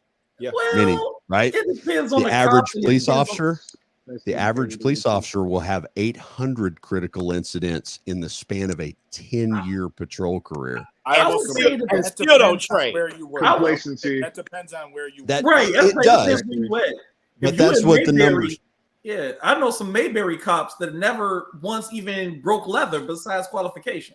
Oh, So yeah. that- I mean, I know plenty of them too. But Yeah. we're talking about the law of averages here on a demographic that's 700,000 people, right? As opposed to there are, what was the last stat, John? 24 million new gun owners since 2012. Oh yeah, yeah. So when you start looking at it through the lens of how many situations are you going to be in as a concealed carrier that you have to navigate versus how many are you going to have to be in given the demographic of police officers, the numbers don't even jive, man. They are not even speaking the same language. So you have to kind of look at, okay, training, right? Okay, if the training's inadequate and I'm able to survive a 20-year career after over 800 critical incidents, you get pretty proficient at navigating those incidents. The other thing that the concealed carrier is under no obligation to do is take prisoners. Well, here's the thing. So and this think is about just- that. This for a minute. this is how I feel when it comes to the whole concealed carry thing. Mm-hmm. It depends on your instructor, and most of us teach avoidance. If Yes. you don't have to be in that situation, don't put yourself in that situation. Right. If you can talk, Kind of like the guy that's walking up over here. Somebody needed to tell him that. Right, Nobody dude. told him to mind his business. right? Like for example, when we're talking about concealed carry, we're looking at more aspects where, in my personal opinion, we're teaching our students to use their heads to avoid the situation altogether. Yeah, cops That's don't our have that purpose. luxury. We're teaching them avoid the situation altogether. Versus, and the reason why we teach them to avoid the situation altogether is because what happens next? Right. That's so why cops don't get that luxury. because we worry about what happens next. A cop has a whole department that can be sued based on that cop's actions. Versus the average civilian, if they screw up, Fuck up. and You they say take fuck up. someone's It's cool. life, Fuck up is fine. yeah, if they screw up and they take someone's life, that's their bank account, that's their house, that's their car. So they have a lot more to consider before breaking leather versus a cop whose job is to protect and serve. So Actually, the protect and serve thing, I think that's a little misconstrued. It is very misconstrued. So wait. let's dive into that. Again. What's a cop? What is a cop's Well, I'll say number one? before we go. I mean, Go I ahead. don't know how long we're gonna be on tonight. You know what I mean? Could be a minute, dude. Hey, You got I the don't- free punching bag, bro. I don't I care. just want Let's to make go. sure. I just want to make sure we hit the purge. No, let's go. We can go. Let's what? do it, right? Let's So go. let's roll with I it. got water. Let's roll with it. Hey, I'll throw So- this out real You know quick. you got water. I got I'll throw water. this out there real quick. Since you guys were obviously touching base on obviously difference between police officers and CCL holders. And it's kind of off subject, but it's something me and Marquise were talking about a couple weeks back. It's why police officers don't make the best EP agents. Oh my What god. are you talking about? EP? executive protection. Oh, thank you. Because cops are already predetermined and pre-trained to run towards the violence instead of taking care of their principal. Right. Mm-hmm. So sorry, I just had to throw that out, Marquise, and put it out to everyone else because you and I were talking about that. Yeah, we were. Yeah. And here we go. Tag on to this. The scene that we just got through watching in Greenfield, they ran toward it instead of holding off where they should have stayed because it was all right. Go, you know it. And call for backup. Continue. And they didn't call for backup. But I didn't Oh hear no, one she call was for backup. screaming She for called backup. When I heard shots fired, that's when I heard backup being called. Yeah, well, she was calling for it long before that in the lingo there. The other thing with that is when seconds count, your backup is merely minutes away. Right. And so I'm curious about what area Greenfield is in Wisconsin, because being a suburban cop, I will tell you this, in Illinois and especially in Cook County, the suburban cops there are multiple agencies on that same radio band. Yeah. So by the time we heard, think about what took place in that video. You had multiple times that they end up stopping. Who got a baby? Oh, that's Kiwan. He got his. Yeah. Okay, congratulations. He turned off the camera, Thank but you, didn't mute the mic. Huh? He turned off the camera, but didn't mute the mic. She's trying to say that's hi. Funny. Let me mute him. I got you, Kiwan. I mute his mic. There we go. So we got multiple agencies on that same band, and so you got the running the red light, stopping them, pulling off, stopping them again, pulling off again, getting to the point where you had to deploy the spike strip. Where were the other towns? And then look at dispatch, who, if they are not on the same band radio-wise, the dispatch could have reached out to other neighboring agencies. Like in Illinois, we got ISPERN, Illinois State Police Emergency Radio Network, where you're putting out, we've got Jacob even said it, mutual aid is a lifesaver. And so we're looking at, suppression of the thought of committing actions against police officers because you've got more there. And so there are multiple tangents that assisted in this situation being possible, including the female officer, but not limited to. Brian, we don't want to distract from your question because we want to get back on that serve and protect. Yeah, so serve and protect. What is a police officer's number one task? To enforce the law. Law enforcement. Go ahead, Brian. Here we go. If I swear to God, what if is I didn't make it home at the end of the night, I'm going to lose my shit. Absolutely not. I'm going to lose my shit. Our number one job as a law enforcement professional is to bring order to chaos. That is it. Which is no different than just enforcing the law. Right. Is it? Don't be putting sexy terms on us. Brian. Come on, let's go. I'm dead serious. I mean, I'm dead serious. Though, so think about this. Think about this. Without laws, we would have chaos. To some degree, yeah, absolutely. If you want to see an example, I think people are in. I say that with loose terms. Loose terms because we got Chirac with the most gun laws in all of the United States, but then we have the most gun violence in all of the United States. So I say that term loosely, but essentially without laws, we would have chaos. Right. So most people think that police officers' job is to protect the public and protect a person, when actually they're there to enforce the laws. Yep. If in fact the law happens to protect that person, it's a byproduct. Then it's the law. It's a byproduct. That person. To some degree, but at the very core of it, the one tasking, the most rudimentary tasking that covers, all of law enforcement is to bring order to chaos. That is it. That is literally it.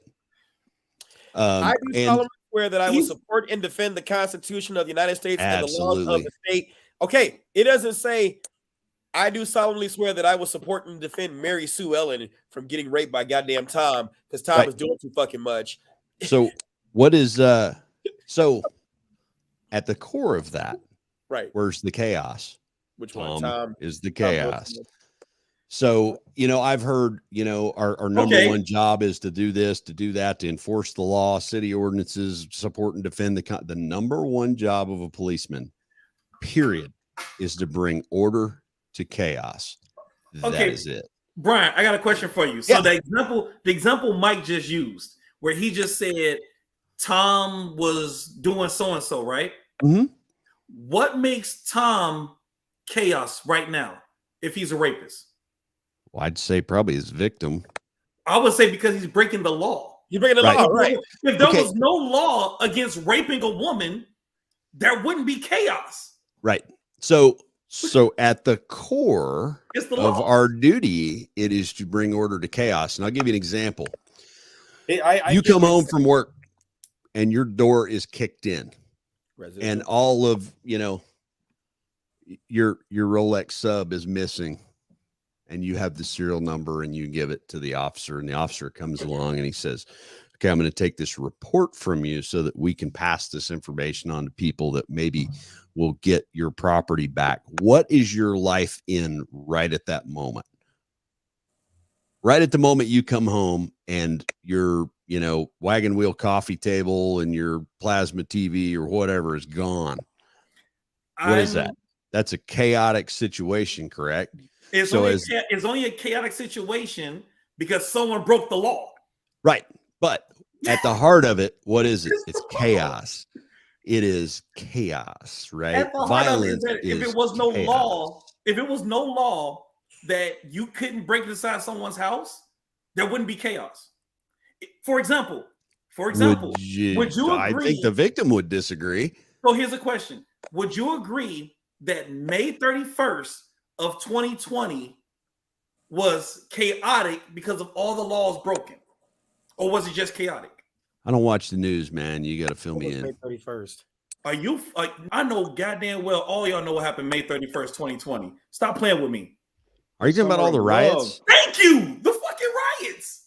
Yeah, it was just chaos, man. It was chaos. It was chaos based on what? The laws being broken. Right. So if there were no law again, here we go. Let's break that down just a little bit further. If there was no law and there were people coming and breaking your windows and stealing your stuff, and even if it was against the law, is that not chaos? Well, we know it's chaos. I guess we're bumping more into yes, yes, it is chaos. But at the end of the day, if there's no law and they're allowed to do it, the police aren't going to show up at your house to help you. So let's reverse that. Right. You said, what's the core of chaos? What's the core of order? Begins with an L, rounds with all. Oh, law. Right. Laws are created to suppress chaos, but at the very core mission of what a police officer does, there's a million and one ways to say it, but at the very core of it, it's just to bring order to chaos by using and applying the law. Right. I could see. So my point is with that, when we look at bring order to chaos, that's your whole mission in life. It's not to go home at night. It's not to clear your shift without wrecking a car. It's not to not have to maybe kill someone. It's to take chaos and bring it back to order through the application of the law. But what's the constructing instrument that gives you the ability to bring that order to the chaos that existed prior to? It's what I just said. It's to apply the law to bring order to chaos, right? So, but at the core of it, the mission is very simple. A lot of people don't understand that. They think it's like, well, you got to hug babies and pass out stickers, and you got to go have donuts and coffee with a cop or whatever. No, that's not the core mission. The core mission is just to bring order to chaos. That is literally it. And all the tools that we use to do that are what we call the laws and the appropriate application thereof. But a lot of people lose sight of that, and they go, well, it's to protect and serve and protect and defend and pillars of the community. No, absolutely not. Or you hear, you know what I mean? Someone will say, you know what I mean? You work for me. You need to protect me. Bullshit. Well, no. But here's this. You know what I mean? Yes, I get taxpayer dollars, but I'm hired by the city. And I appreciate that, by the way. Enforce the law. But the protect and serve is the buy-in, because if you look at it, there is no law, administrative, civil, or even criminal, that mandates that if a person needs assistance, that they must call the police. It's suggestive that you do that because the police are the quote unquote professionals and they're more trained to do that. They have laws and indemnities and certain things that allow them to be able to take certain leaps and bounds that the average civilian doesn't have that protection. They have no obligation to do it. So hold on. So I got to hold on. Right. You said they have no obligation to protect themselves? No, I said on the civilian context, you have no application to be in the prisoner taking business. Explain citizen arrest. A citizen arrest is, citizen arrest is a really interpretive term these days. Okay. Much like custodial arrest. So a citizen's arrest could be a citizen, you in your house, finding, someone breaks into your house and you attempt to take them into custody. The most rudimentary form of a citizen's arrest is this: a misdemeanor that's not occurring in the officer's presence. You are able to tell them you're under arrest, and then who effects the arrest? You don't have a jail, right? You don't have a police car to transport them in. So the officer effects the arrest. It's just you being the victim have taken, even like shoplifting.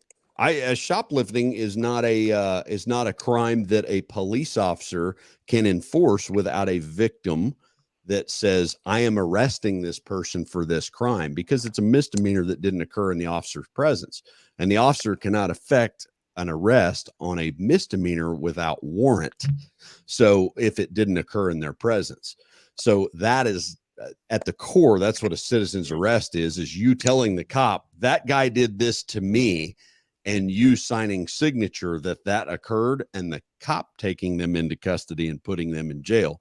Because by saying citizen's arrest, that implies that citizen has jail, citizen has justice system, and citizen has the legal means to apply the Constitution, meaning not set unreasonable bond, all these other stipulations that the court systems and the police work in.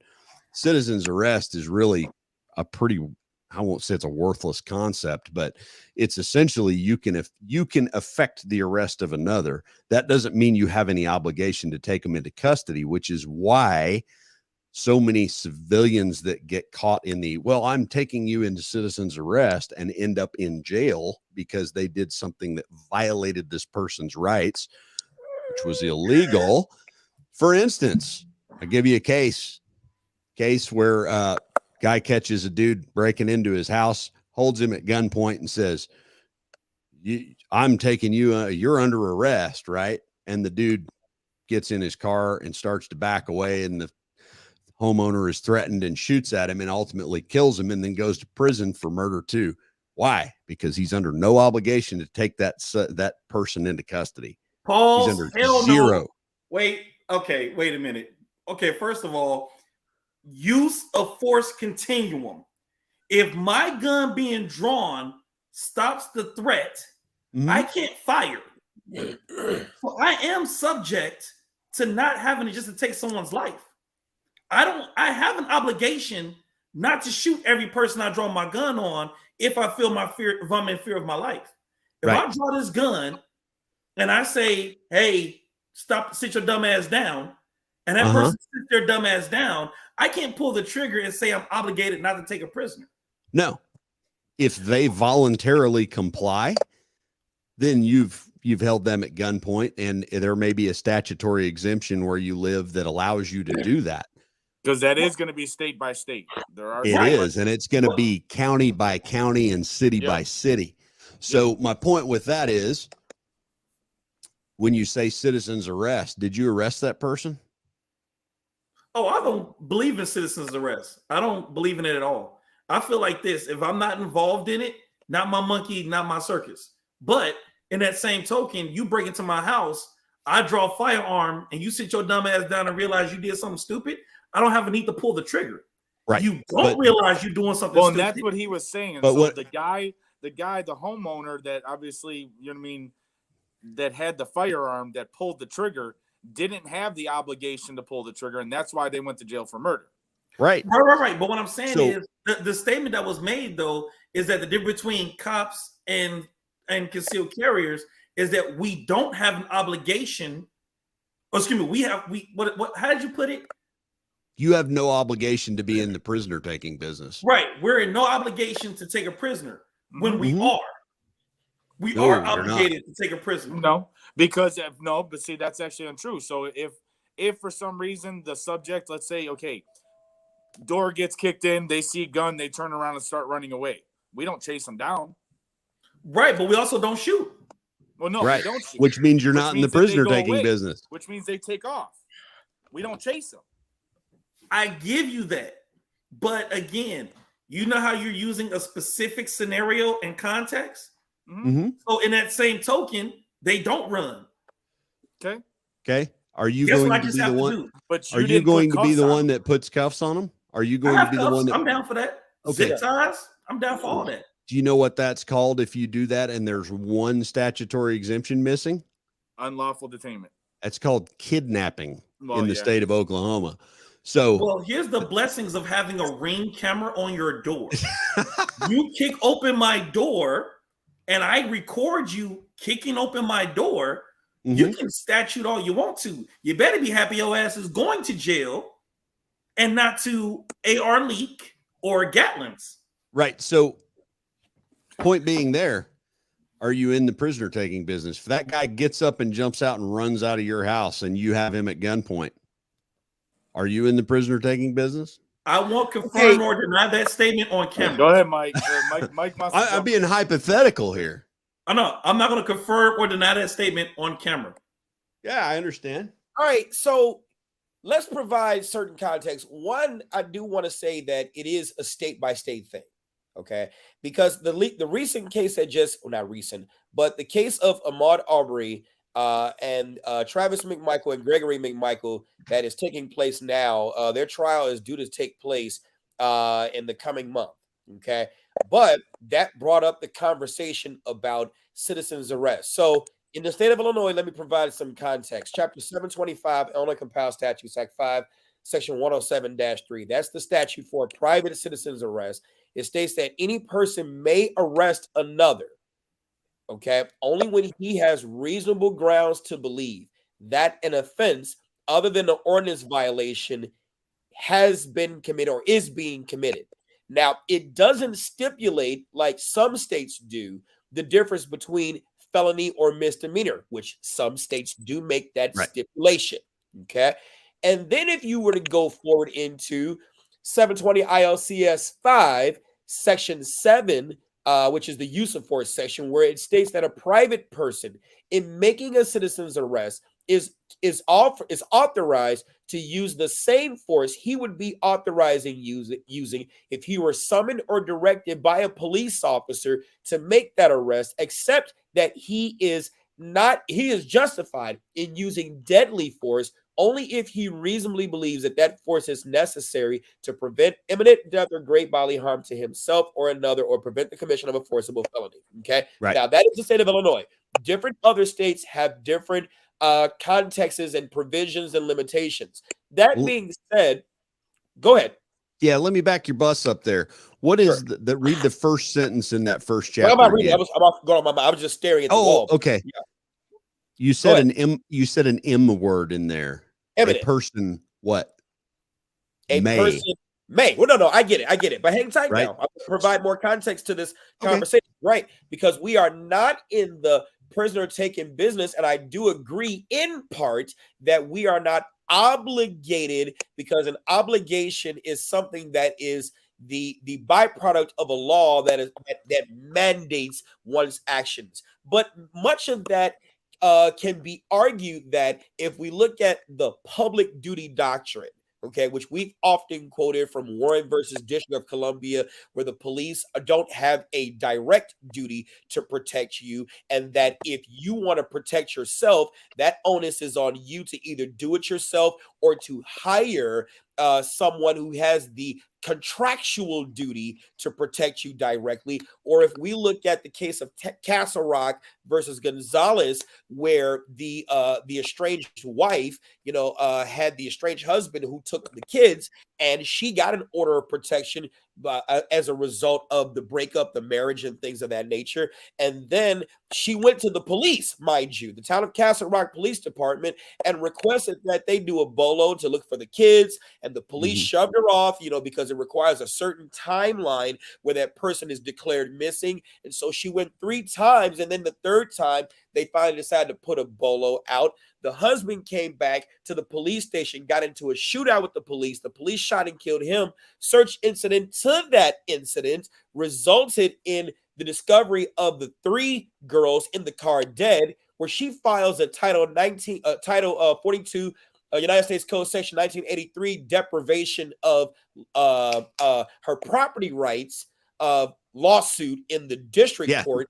And the result was Antonin Scalia read the opinion of the court that said, while the circumstances are tragic, that the police don't necessarily have a duty to enforce that. It provides statutory provisions where they may do something, but it does not mandate that they do it. And so much to that, your conversation, your question is, how do you state that by virtue of the law, we don't have a statutory duty to get into the prisoner taking business, but then on the other hand, you say we don't have a duty to protect you. It's an eat your cake and have it too situation. I yield. You know what this sounds like? Are you an attorney, Mike? Are you really? I mean, I'm being honest. No, I'm not. He's not a full-fledged attorney, but he has a very solid law back. I've taught in the colleges. Yeah, right. I'm a former adjunct professor, all that great stuff. I got you.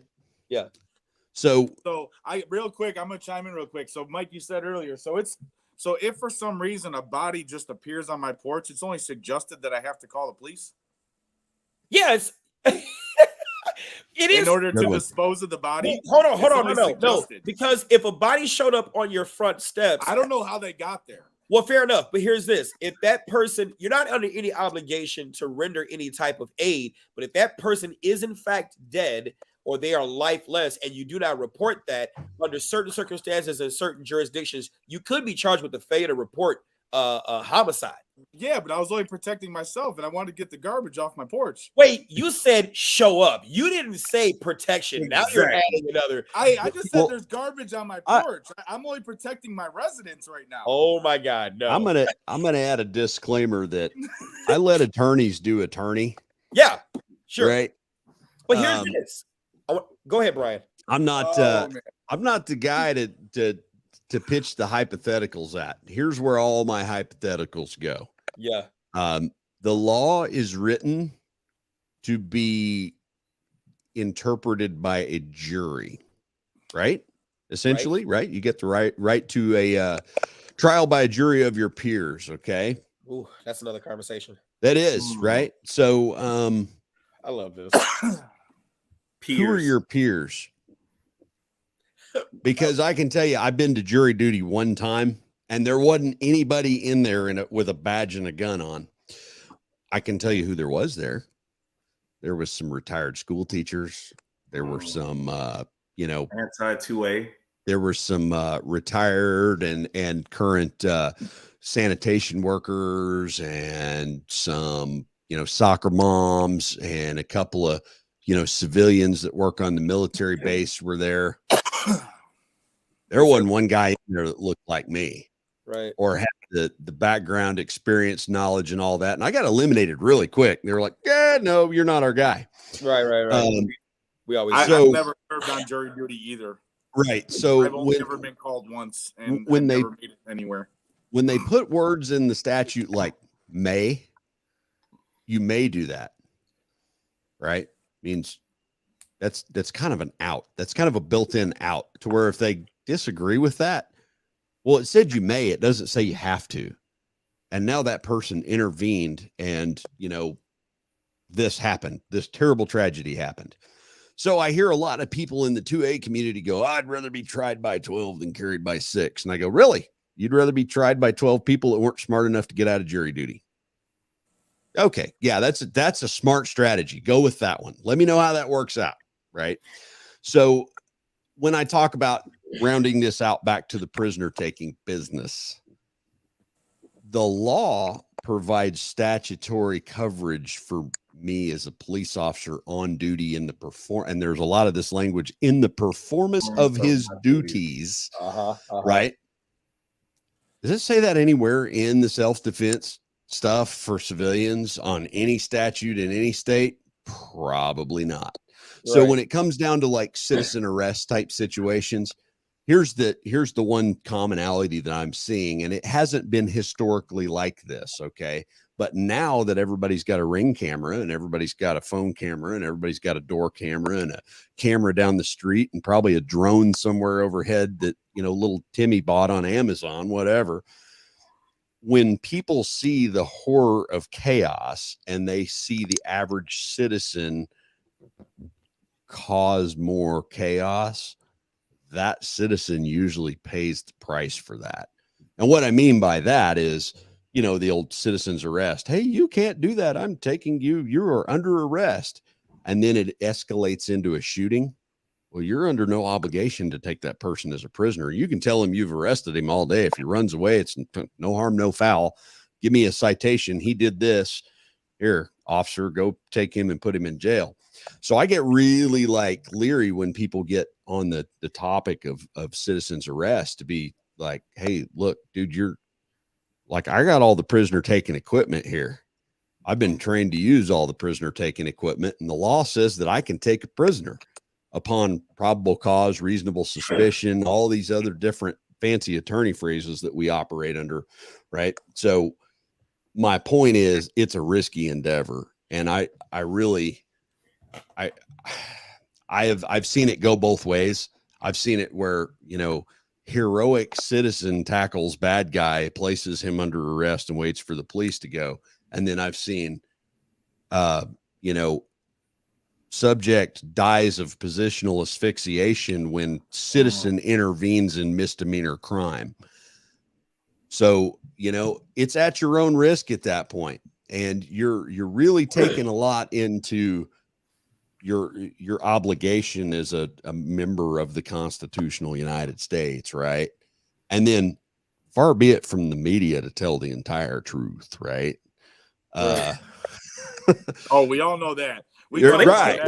They tell if you get video your news you ever see anywhere but you ever see is they always tell the turned truth all on. the time. Right, right. Every video you ever see is always turned on. Yes. At 15 minutes into what is already happening. No. See the first 15 minutes. State's attorney. Mainstream Yeah, there you go. media is always right and true. All right. You guys are being very, very wrong. They are always right and true.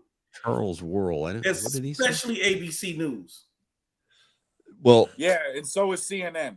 How about here's a, who was the guy in Florida that got in the really high profile shooting? I can't remember his name. You're talking about everybody shooting in Florida. Ah, okay. I know you're talking about. Oh my God, George Zimmerman. Yes. Okay. Yes. So, I happen to be acquaintance with his chief legal. Right. Don He's West, a friend of mine. Don West. Yeah. Yeah. Don works for a company that I do, that I'm associated with. And Don is a wonderful human being. And this has nothing to do with the rights, wrongs, or ins and outs of the case. It's just kind of to prove a point. Right. Yeah. One of the things when we've been in casual conversation was there were 2 trials. I'm like, two? But I only the media just showed one.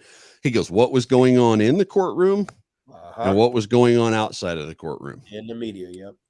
So court of public opinion. There you go. Right. And so, and I'd never even at that time, I'd been in law enforcement about 14 years, 12 years, somewhere in there. I'd never really seen it that dynamic. Right. The Michael Brown incident, where was that? Ferguson, right? Ferguson, Missouri. Yeah. Right, wrong, indifferent, whatever your opinions are. Hey, whatever happened. Disclaimer. That's not the same Mike Brown that's in here. Correct. Oh, yeah. Okay. because he's a right. So, but that whole thing, that whole incident, you know, the Department of Justice had to come in and sift through that because of all of the outside influence that was being manipulated. Right. So you had the Department of the Federal Bureau of Investigation comes down and has to actually go piece by piece through that and make a determination on it. Right. And these are like one's a law enforcement shooting, one's a civilian shooting. You know what they both have in common? I wouldn't trade places with either one of the people that pulled the trigger in that incident. Right this moment, if you said, hey, this is what's, you know, that put me in either one of those scenarios, I would not trade places with George Zimmerman today. That kid the kid that ultimately shot Michael Brown in the Ferguson shooting, that officer could have been righteous to the nth degree. I don't know. That wasn't my determination to make. And frankly, you know, I don't live in Ferguson. I don't know. All I know is what came out in the end, and he was ultimately acquitted. But the bottom line in that is I would not trade places with that officer today. Exactly. Because regardless of how justified and righteous and everything else, that incident effectively ended his life. Right. Well, same thing with George Zimmerman. That incident, right, wrong, or indifferent, effectively ended his adult life. Well, you have to remember, the court of public opinion screws all things up. When you look at 9/11, the gentleman who was a flight instructor, who didn't, I mean, again, he's a flight instructor, lost his whole livelihood, had to change his name, move out of the state, lost his business, lost everything because he was doing what he was trained to do. But because he didn't go, oh, listen, you guys are learning how to fly. Do you plan on running cover that landing part? Right. Do you plan on running into two buildings when I'm teaching you this? No. The court of public opinion killed him. He was done. Or when you look at the guy who caught the ball at the Cubs game. You got life threatening. Your life was threatened because you caught a ball. The court of public opinion crucifies people immediately. Oh, it does. And it amazes me. You have the controversy you got going on with Dave Chappelle. Dave Chappelle's a comedian who made jokes, who is paid to make jokes. But the court of public opinion says you can't make those jokes. You're insensitive. You know, it did. Hey, we weren't insensitive enough to rip the little girls off of Netflix. Right. Bruh. Good job. So all of this, I thought I had the only podcast in America that could dive off into a rabbit hole and never see the light of day on the other side. No. Welcome to Wednesday night. Welcome, brother. Mike and friends. Welcome. Like I said, Wednesday nights, 8:00. You're not allowed to have an opinion anymore. If you have an opinion that disagrees with everybody, you're a bigot, you're a racist, you're a homophobe, you're a transgender phobe. Are you counting, Mike? Yeah. Oh, I would say you forgot religious zealot. Yeah. Religious zealot. You're not allowed to. But the thing is this: as long as the court of public opinion is still there, you will never have a fair trial. That's why, literally, if you think about one of the things they always ask jury members when they try to sequester them, have you heard this, and this? You can't say that anymore. Yeah. As long as there's social media, as long as there are mainstream media who literally is trying to be first instead of correct, which again is what you're going to always be dealing with.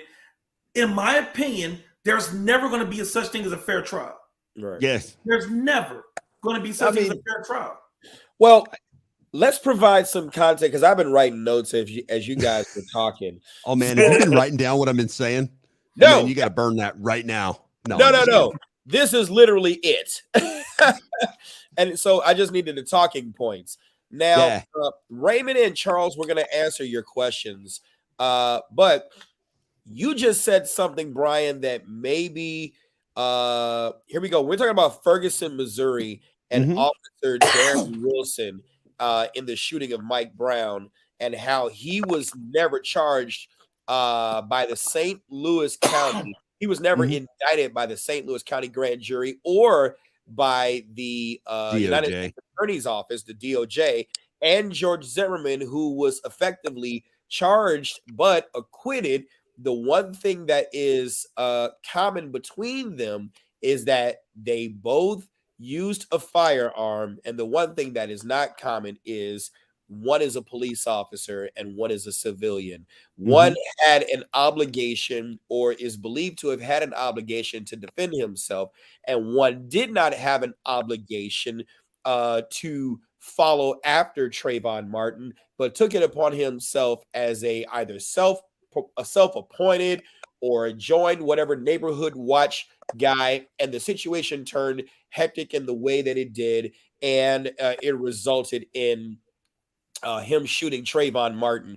There's another commonality that exists among both, is that Officer Darren Wilson did not have squad camera, nor did he have a body-worn camera, and so it was a heavy circumstantial case based upon the real demonstrative and the circumstantial evidence in that case. Same thing with George Zimmerman. So there are some commonalities that you can look at in this, in saying that, you were talking about you let attorneys doing attorneys, but you can let an attorney steer you down the wrong path if you, the civilian, don't understand as much as you can about the nuances of the law to help your attorney be a vociferous advocate for you in court.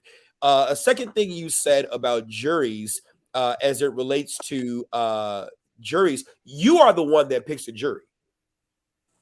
The individual defendant picks a jury, though you may have a right to a trial, right? Who says that it has to be by a jury?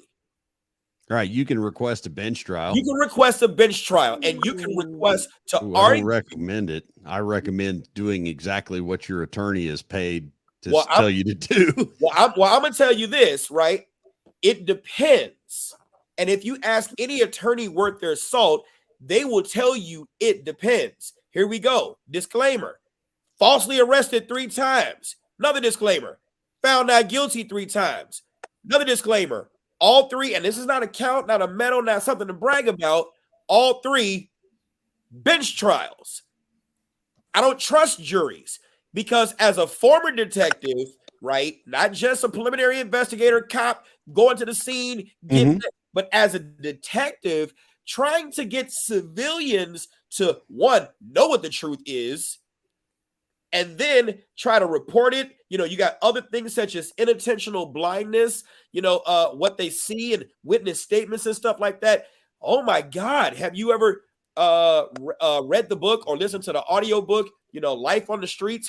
It's Homicide, Life on the Streets. There's a saying in that book, trying to get one person to know what the truth is troubling. Trying to get 12 people to agree on that thing, which is the truth.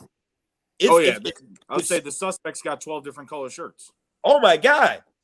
The whole thing with the people of the state of California versus Orenthal James Simpson.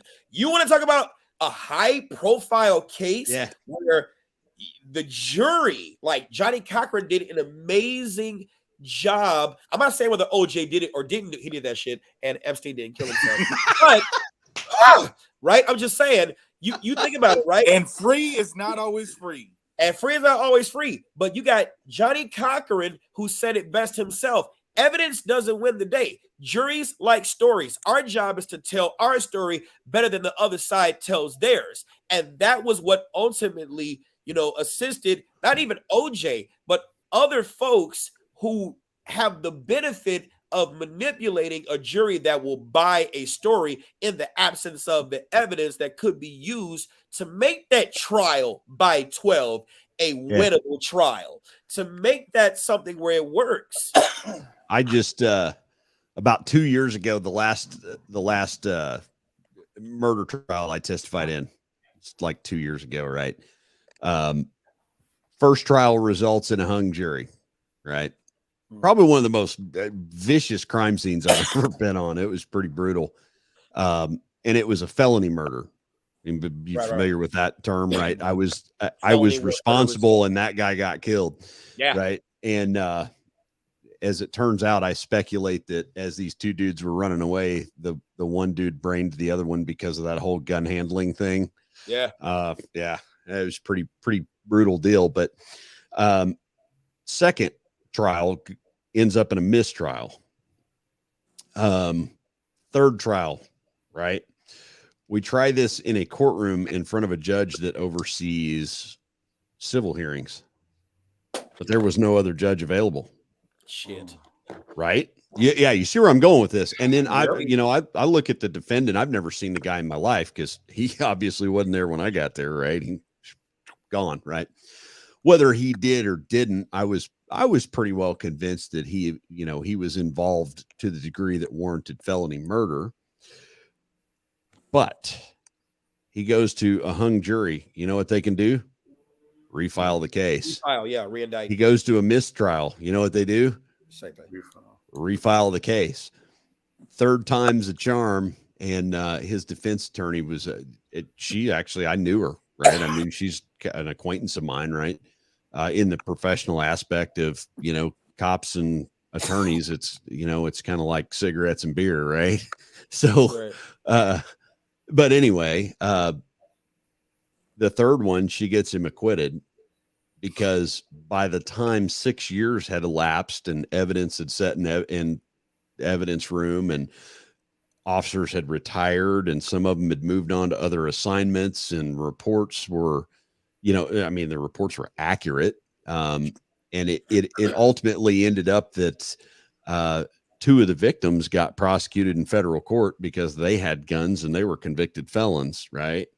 So the one guy involved in the whole deal that started out really as kind of a victim by getting his car stolen ends up being acquitted after 6 years of incarceration.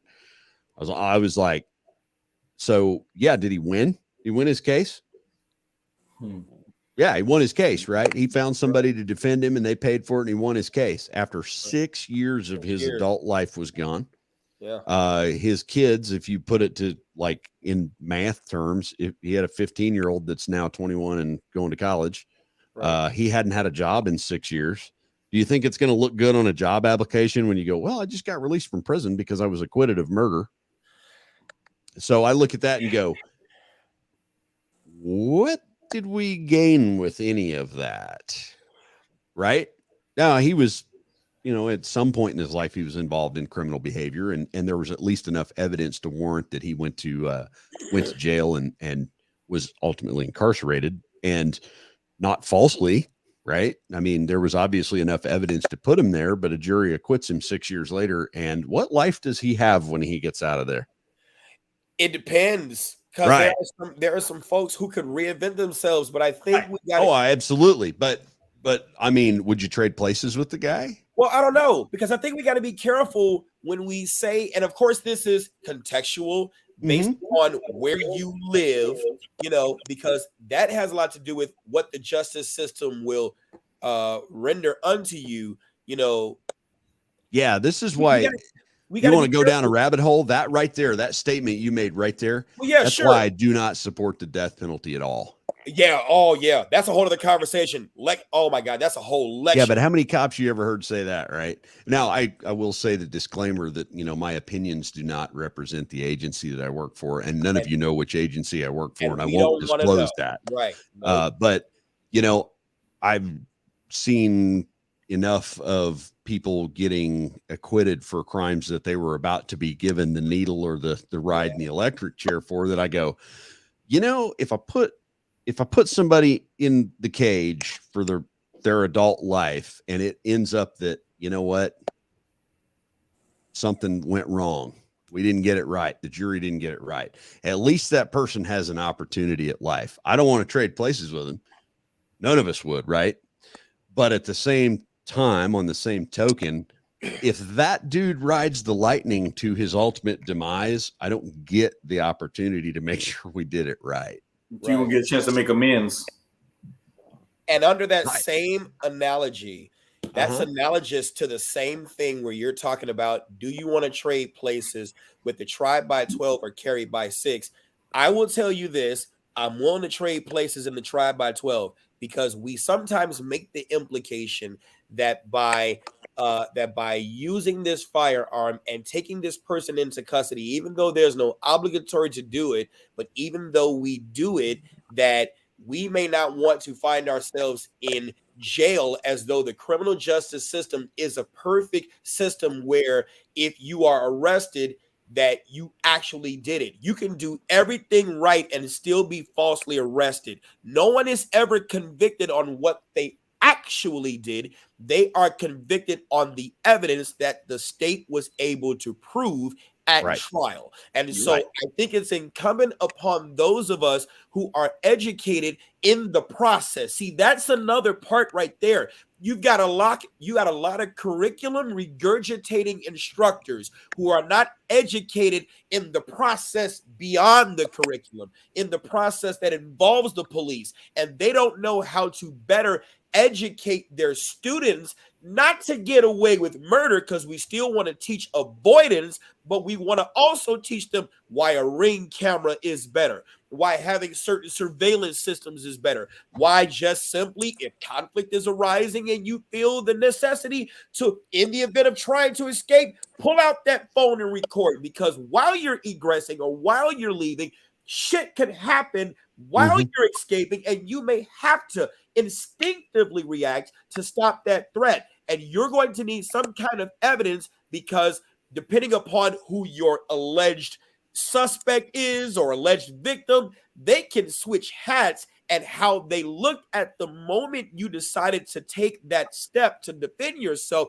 could be a total different image that they project in court, where instead of you dealing with Medusa, you got Shirley Caesar, who's a pastor and a reverend, who came in here and said this, and next thing you know, this is the image they see. They hear your mouth, but they don't see what you saw at that moment where you said this. And I'll end with this.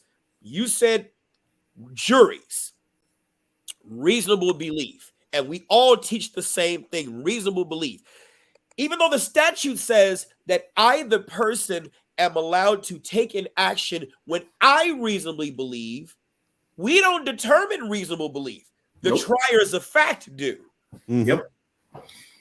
And that's a district attorney's job. A district attorney is going to determine whether or not, if they can convince 12 people that you did or didn't do it. And if they can't convince the 12 people, they're not going to take it to trial. They do the mock trials. That's the reason why, realistically speaking, and a lot of people probably don't realize this, most settlements that happen with police departments aren't about innocence or guilt. It's about the fact that it will cost more money to prove that this cop did the right case, yes, than it is to go ahead and just say, we're going to go to trial. We're going to spend all this money to prove that they were trained correctly, that they did what they were supposed to do. No, they're not going to do that. Here go 250 grand. You know what? We're not going to fight it, because I'd rather just you get the hell out of my face and we can get this over with. It's a lot like dealing with an ex-wife. It's how many zeros does it take to make this problem go away? And then, but then we can go down another rabbit hole with that statement right there of why we have a bajillion dollar fucking financial deficit in the United States. Yeah. And Jacob is correct. Can you convince a jury that what you did was reasonable and necessary? And especially in this day and age, you know, where you have people who believe certain things like, under no circumstance should you ever shoot an unarmed person who could still be a deadly threat. Under no circumstance should you ever shoot a person in the back, even though arms with guns go backwards. You know, they don't understand the context of what people who have been trained and have been involved in circumstances and can tell you, yeah, from the lens that you view it in, yes, you have not seen that a person. We talked about that retired firefighter in Chicago who lost his life. Granted, yes, he did go behind his position of cover to try to advance upon someone who was attacking him. But how did the guy who was then running away happen to get that shot underneath the arm just like that, to then have that one shot hit him center of mass, even though this guy was running away with his back turned? People don't understand that unless they understand context. Context matters. Yeah. No, it doesn't. You know what? They all hit something. Context does not matter. Go ahead, Marquise. Context does not matter, because if context matter, news wouldn't exist. Mainstream media wouldn't exist if context mattered, because it wouldn't be about who puts the news out first. It would be about who puts out the right information. So context only matters to who? The people in court. Yeah. The people who's about to do something. I'm going to be honest with you. In my personal opinion, I feel that we're making ourselves slaves of being inside of our own homes. Because why even go outside? Because now, if you break into my house, depending on your skin tone, which way your gender, which gender you're assigned to, your sexual. Hold on. You better be woke, because brother, people without genders. So when you look at all of this stuff, it is, and right now we're living in a society where the criminal is praised. Yeah. I would, in my personal opinion, dude, I don't want to even carry a gun, because the scrutiny I'm going to receive based on the woke sleepwalkers that's going to tell you about why you shouldn't have done this and why you need a gun. First of all, when did we become a society where I'm sleepy because you didn't take a nap? Man, this is a whole nother rabbit hole, man. I'm tired of anti-nappers. Shouts out to Tricks. You know what I'm saying? I'm tired of anti-nappers. Every day I'm so sleepy because you motherfuckers won't take a nap. I need y'all to take a nap so I won't be sleepy no more. Jacob feels you for real, because Jacob sometimes is like, where are we going with this? They're beating up on the new guy, man. No, and it's scary. You know, we all want to protect ourselves, but you have a society who says you don't need a gun. I understand that you don't need one, but stay the hell out of my household. Yeah. So, man, this I still want to cover Sharitha's question. What if they're running to pick up the weapon? We were talking about shooting a person in the back.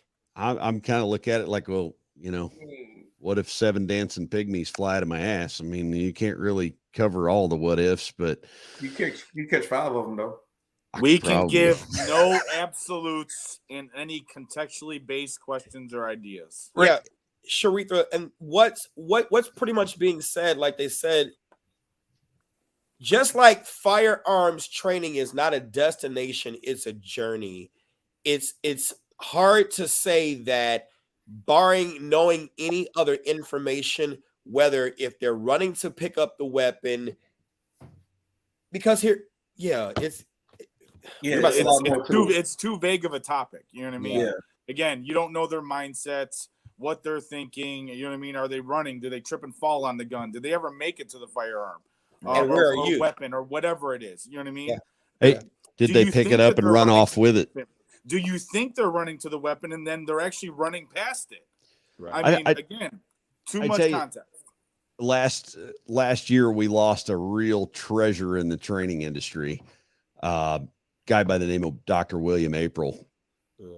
And a lot of his stuff's not on YouTube because, you know, he traveled around training. I mean, that was part of his livelihood, but he was a cop for many years in New Orleans and then became a clinical psychologist, I believe. Yeah, and did a lot of work on criminal offenders and schema of, you know, your ethical schema and things like that. And pitched a lot of hypotheticals and then backed them with case laws and different scenarios. And he was probably on the civilian industry of things, or when I say industry, I mean like gun industry community, right? Not like we're, you know, not like we're making Legos or something, right? So, but you know, I attended one of his lectures, and you know, a lot of it was rooted in a lot of hypotheticals and how your moral schema guides you through those. And you know, on the police officer context of that, which, you know, I go back to a lot, is, you know, when I'm wearing the clothes, right, and I'm doing the job, I have a completely different mindset than when I take those off and put them in the closet and walk into, the local shopping center. Because when I'm off work, is it worth my time to be a good witness or a dead interventionalist? So, but we have to kind of have these conversations with ourselves before we get into those situations to what is the line? What's the line? And that line fluctuates, not my problem, not my time, those are, it's not my family, not my problem. Not my monkeys, not my circus. Yeah. Right. Well, she provides. Yeah. We all kind of fall into two categories, that we're going to be the hero, or it's not my circus, not my monkeys. Right. Mm-hmm. And somewhere in the middle is where reality exists. Right. But you know what, I do have to say, I am one of those instructors that I do enjoy the what ifs, because it gets you thinking. Like, here's this. And I think we gotta avoid escaping the what ifs, because juries exist in what ifs. Yeah, and that's the attorney's playground. That's why. Yes, that's why I love it. That's why I completely like. Y'all ever heard of Andrew Branca from Law of Self-Defense? Andrew's an acquaintance of mine, and Don West, and they go give these really in-depth, deep dive briefings, and you go and you pay, and there's even some seminars like Branca does 2 and 3 days deals, and there are guys like Masad Ayub that have the MAG group that, he's got attorneys that come and they brief case law and all of that. And somewhere in the middle of not my problem and I'm going to be the hero is where reality exists.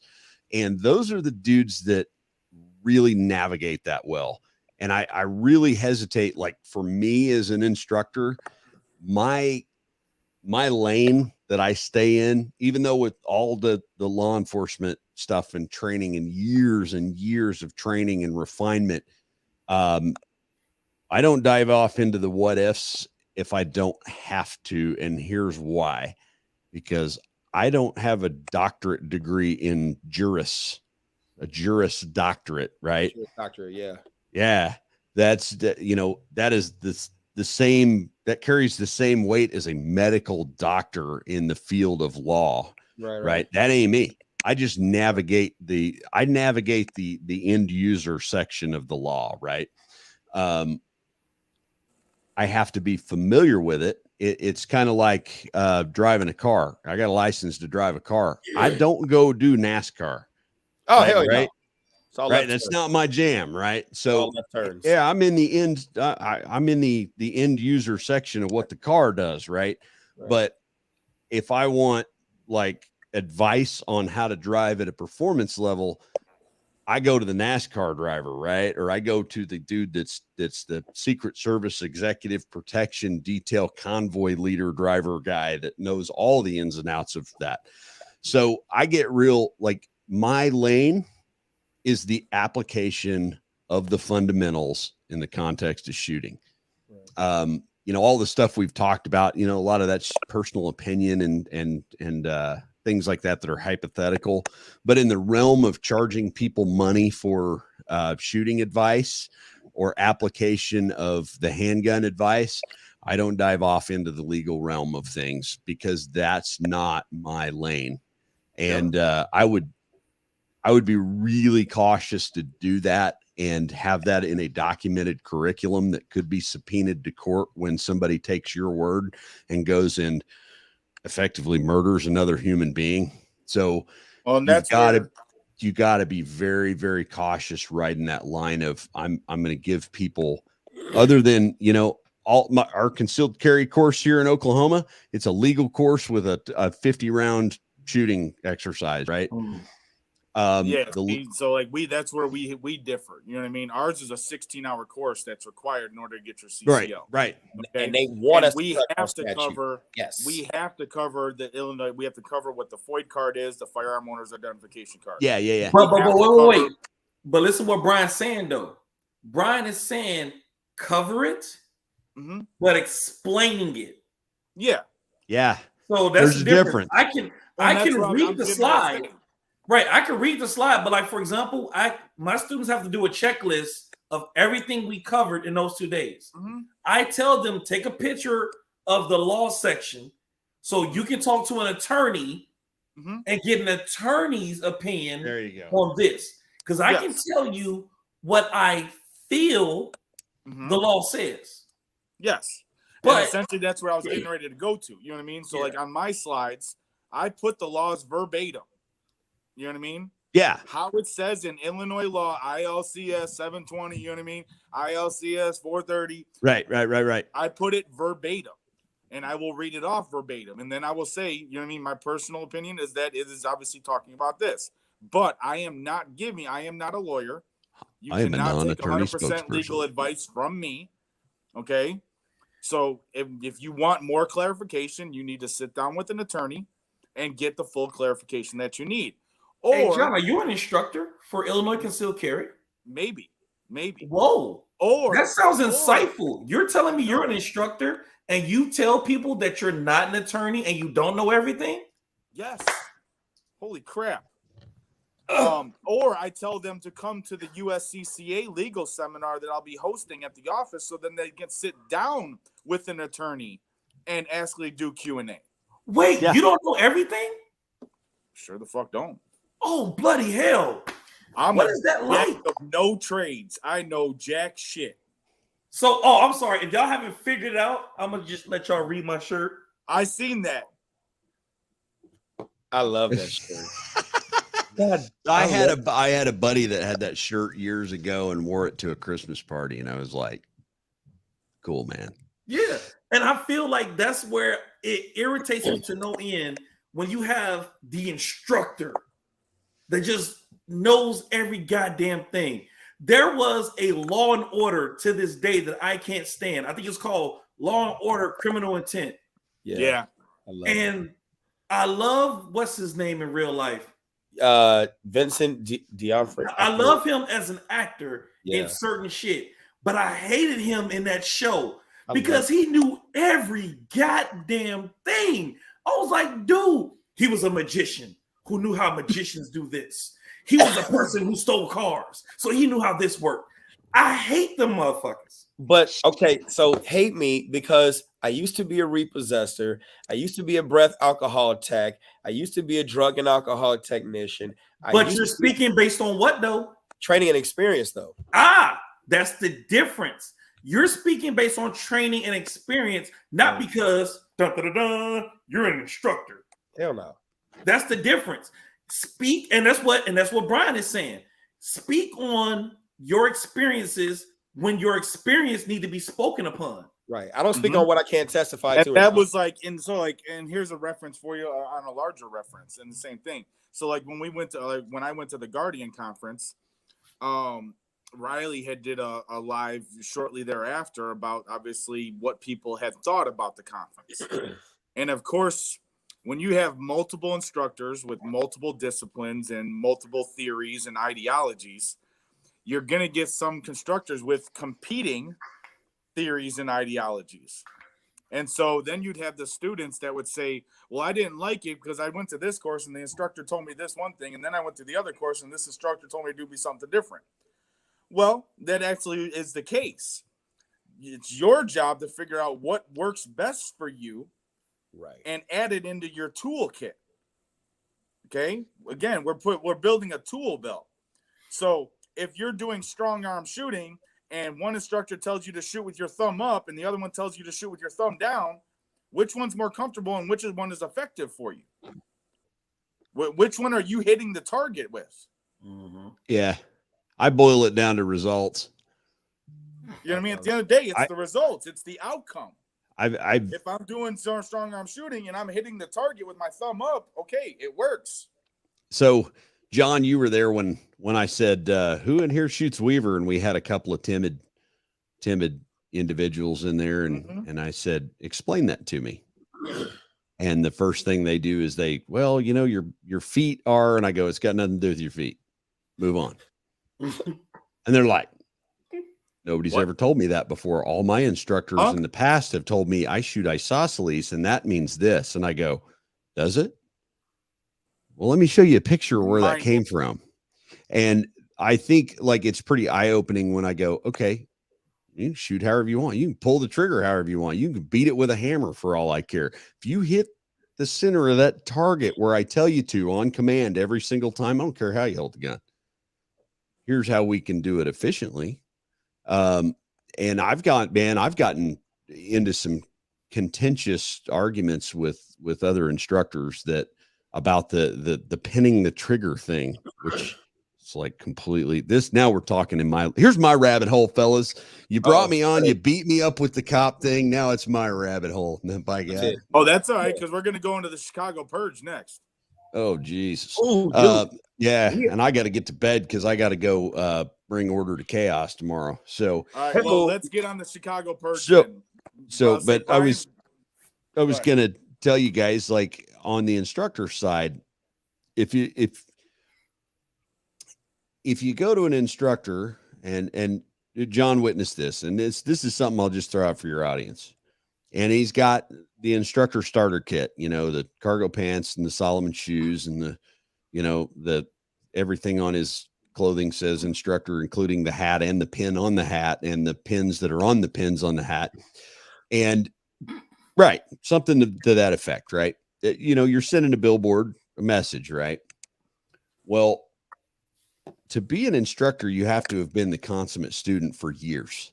Right. And I'll put it to you this way. John saw me do this in the class. I picked up almost every single person's gun in that class and shot it to the mechanical accuracy of the firearm on a timer in under 0.25 of a second, right? At 5 yards on a 1-inch dot from the time of the beep to the mechanical accuracy of the firearm was just over 1/10 of a second. Every single gun in the entire class, guns that I'd never handled before, guns that I'd never owned before, a good portion of them I had.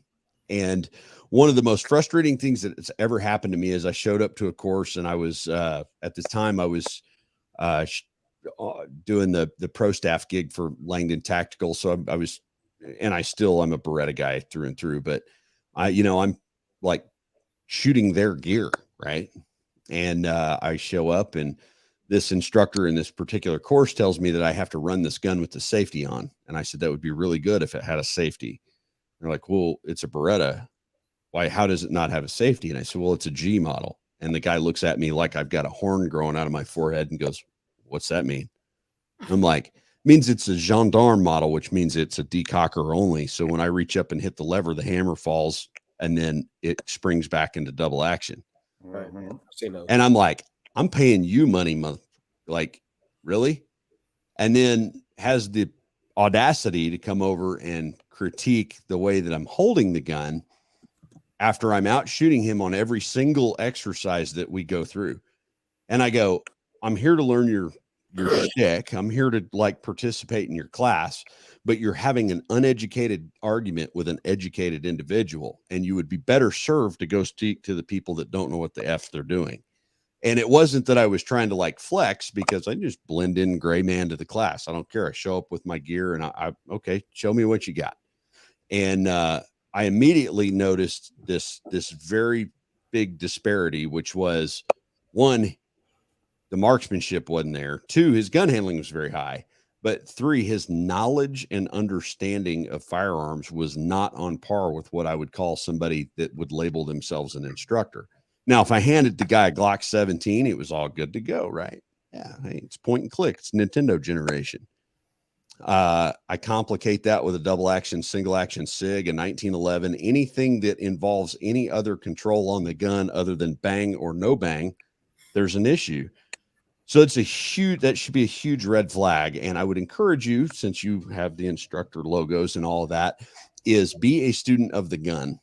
And when I say be a student of the gun, what I mean is be familiar with the on-off guns, as Clint Smith calls them. You're on the trigger, you're off of it, right? That's the Glock, the SIG 320, the HK VP9, the Smith & Wesson M&P, the on-off and decock guns, double action, single action.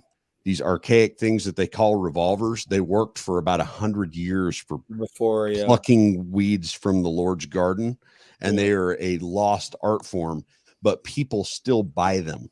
And people still show up to your classes with them, and they show up to your classes with one intent: to get better with the equipment that they brought. So if you're not prepared to do that, then we should just put instruct on the hat.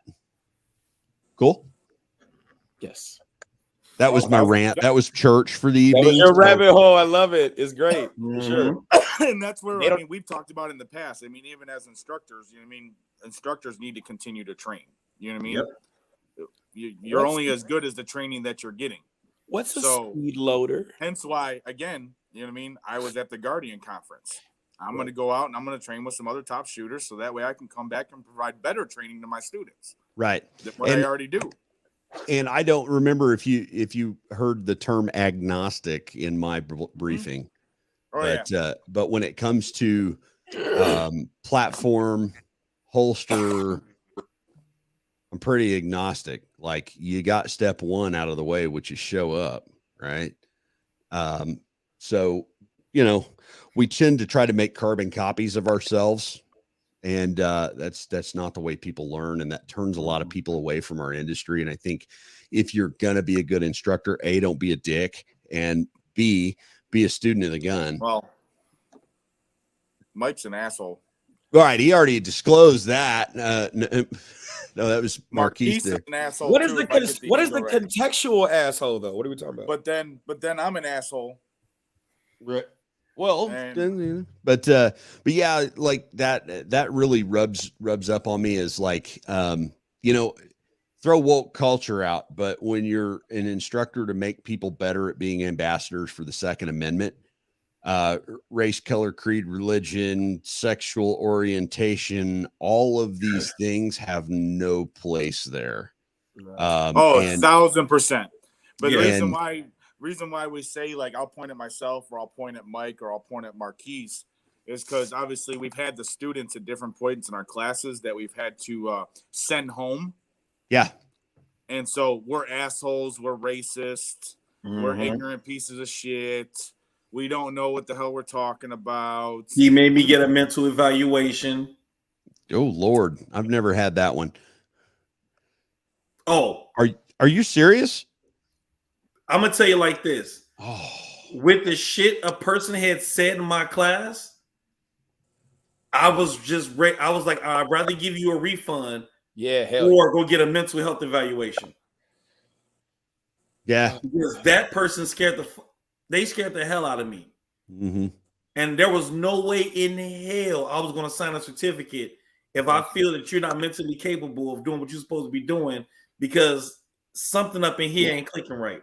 Yeah. I know it's a touchy subject, and I take full credit for that. But for me personally, I'm not going to put my name on a certificate, and I'm worried about you being the next DC shooter. That takes a lot of maturity as an instructor. Yeah, so kudos for you there. I don't know how I'm an asshole for it. I don't know how it is out there in Oklahoma. And like I said, I've been to Tulsa, Fort Sill, Lawton, couple of places.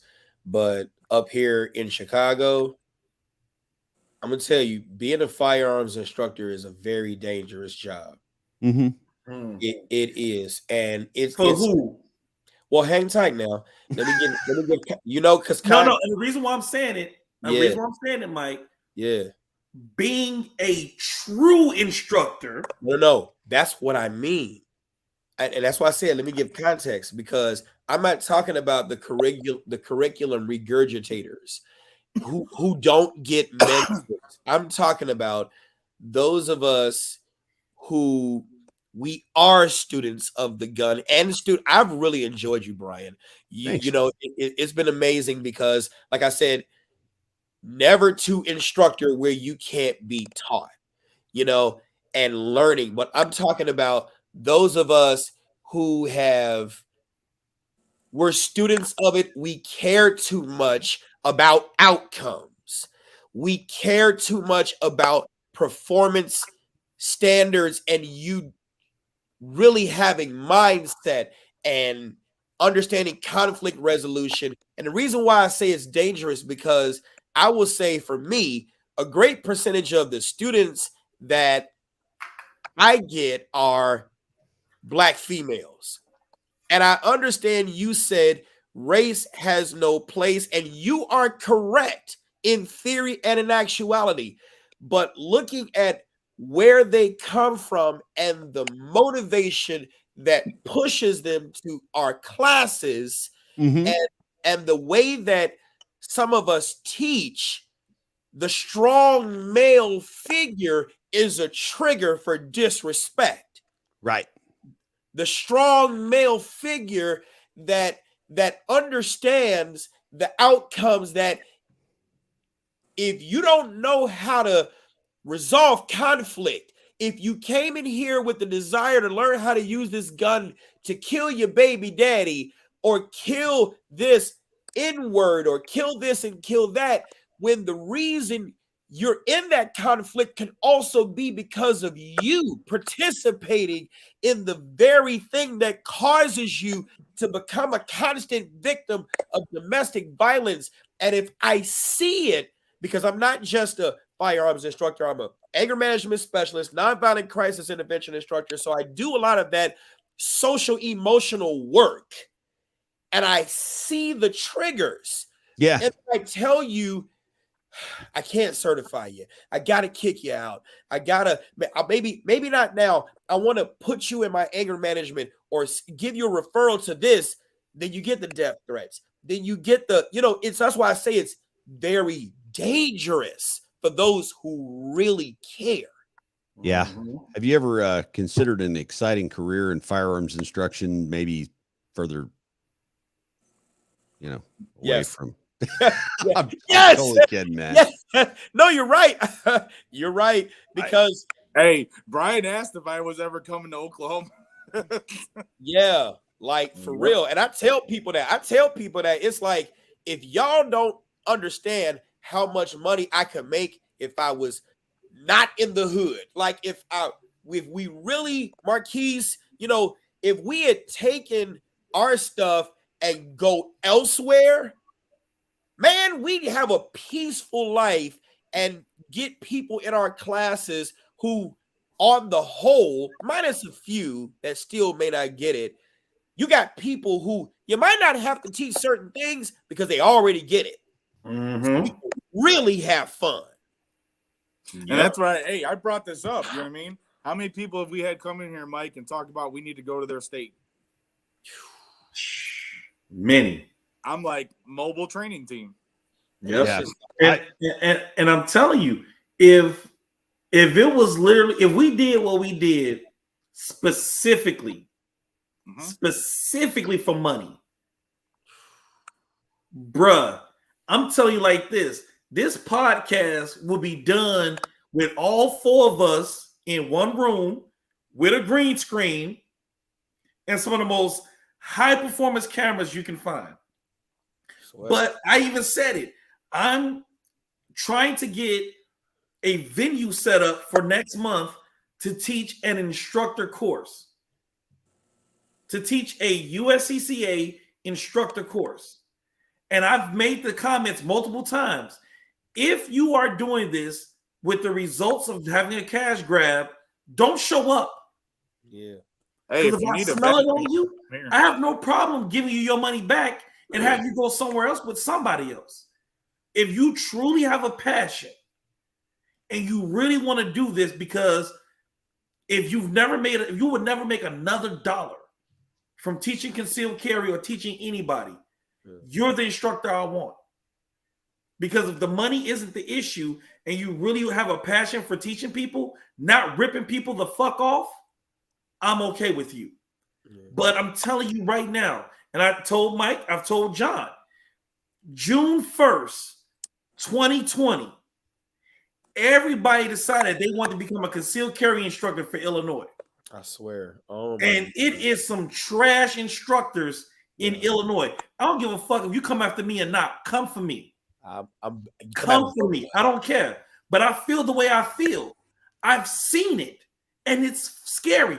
I've had instructors ask me hey man, what's the distances for concealed carry? At the range. Are you fucking insane asking me this question? Get away from me. Now, to be nice, I do tell them the distances are 5, 7, 10. Is that yards feet, of feet? Right? It's feet, right? Is that yards of feet? Your ass away. Okay, now this is my problem. These questions are happening after you've already taken someone's money. Yes. And you're sitting next to me at the range. Yeah. So for me, and I've had, I talked to different instructors about this. I got to the point where I didn't want to teach concealed carry anymore because I didn't want to get labeled as an Illinois concealed carrier when everybody has that same title. I'm almost there, Marquise. I'm swearing. I got to the point where I'm telling you, I got discouraged. I'm like, I don't want to teach this shit because I don't want to be labeled as an Illinois concealed carrier. But I took a step further. I'm like, okay, I'm an Illinois certified instructor, not just an Illinois concealed carry instructor. Now, the problem still is what? What am I still at the range doing? I'm still concealed carry like everybody else. And when you have these, and I hate to even call them instructors. We need a new word for them, dude. I don't want to call them instructors. Intertrainment. I take that. When you have these intertrainers sitting here at the range, intertraining their students, and I'm seeing the shit you put on Facebook about how you can take Illinois concealed carry online, which you can't do for Illinois. Just for the record, you can't do. So if you're watching this, you can't teach Illinois concealed carry online. Now, the other step, where I don't have a B-27, but we're going to use these targets instead. Yeah, okay. Then you shouldn't be. I'm telling you, Brian, I would love to invite you to Illinois, but I hate to invite you to Illinois. If you see the trash that exists, there's over 3,000 instructors for Illinois concealed carry. Over 3,000. Maybe 300 should be teaching it because certification don't equal qualification. And I would rather you hone your art before playing with someone's life. Become better at instructing and don't be a PowerPoint presenter. Yeah. You know what I'm saying? And I've said it. I'm like, in my personal opinion, I know in my heart there's maybe 5 people who will be at that instructor course that I know is passionate about being an instructor and don't give a goddamn about a single dime of dough. Whatever. We got 3 minutes left because this is the longest show. Hey, Marquise, Man. side note real quick. Hey, if you need a venue, you can come to the office. We might have to That do is it. true because you do have a range. All right, Do it all John. year, We coming down there, John. What? John's got a range? Oh yeah, I got private land. We going down there, John. We go. Let's do it. Let's do it. I need to change the scenery. Well, fellas. Okay, so let's Let talk me about know. this purge real quick. Okay, We got we 3 can minutes to talk talk about the purge. We got 3 minutes to talk about the purge. Oh damn. There's a purge. And there's been So, 50 people Brian. hanging on, so they trying to hit us. Let's Yes. go. So Brian, Yeah. basically, yes, come Friday, October 15th, the vaccine mandates come into effect for the Chicago Police Department, Chicago Fire Department, Chicago EMS, and the police union president has told them to defy the vaccine mandate. So come Friday, we are going to be running at 50% or less of the police force within Chicago. So, being that we already have a massive amount of gun violence and crimes, and essentially we're Afghanistan and in Iraq and every other Istanistan and Iraq and any other place that ends with a Q, combined, all into one just city. Everyone is essentially dubbing this the Chicago Purge, because Sad. God knows, come this weekend, if in fact this goes into effect, this is going to be on an asinine level of stupidity going on. Yeah. So that sounds like I might want a vacation there this weekend, or not really. Shit. And when is this? Unless It's you're supposed to going be to bring what up day? your purge mask. If you want to break out the purge mask, I mean, everyone can gear up with you. Thursday at 11:59. In 59 seconds, you will hear the siren go off. So, as far as that, the police union president and all that, man, people get the society they want. Yeah. You know, so it's go ahead sad. and play it, Mike. Let's go and get this video through. Major standoff setting up between the city and the police. Hold on. To bring in the FOP president, My John bad. Catanzaro, to talk more about this. Good morning to you, John Catanzaro. We appreciate you coming on this morning. Good morning, ladies. Yeah. Well, let's talk to you about this. I don't think we have to tell viewers that this is something that should be a concern to everybody, given the violence that we have seen in Chicago in the past year, in the past month, the past weeks. We certainly would like to see this settled. How does this feel to you right now? Does this look like your officers could be out and the city could be, in jeopardy here with the safety? Well, if the officers are locked out of work come midnight tomorrow, this will be a very dangerous situation for everybody in this city. But let me be clear. This isn't just the FOP. The mayor likes to keep pointing the finger at this as just the FOP. This is all four of the police unions, the Sergeants Association, lieutenants and captains, in lockstep with our position that the city is not capable of mandating this, and our members are not going to take it. They're just not. But the city has not budged from their position at all, pretty much from the beginning. Okay, let's talk about this, because the city is saying that you have the option of updating your vaccination history. Have you had your vaccine? If you don't do that, then the other option is to get tested twice a week at your own expense. You're telling officers not to share their information. Why not just share the information? Why not just get tested twice a week? Well, first of all, this pandemic is 18 months plus in. We luckily, thankfully, have not lost an officer to COVID in over a year now. We've been operating under these same conditions for almost a year now with no tragedies. Why now?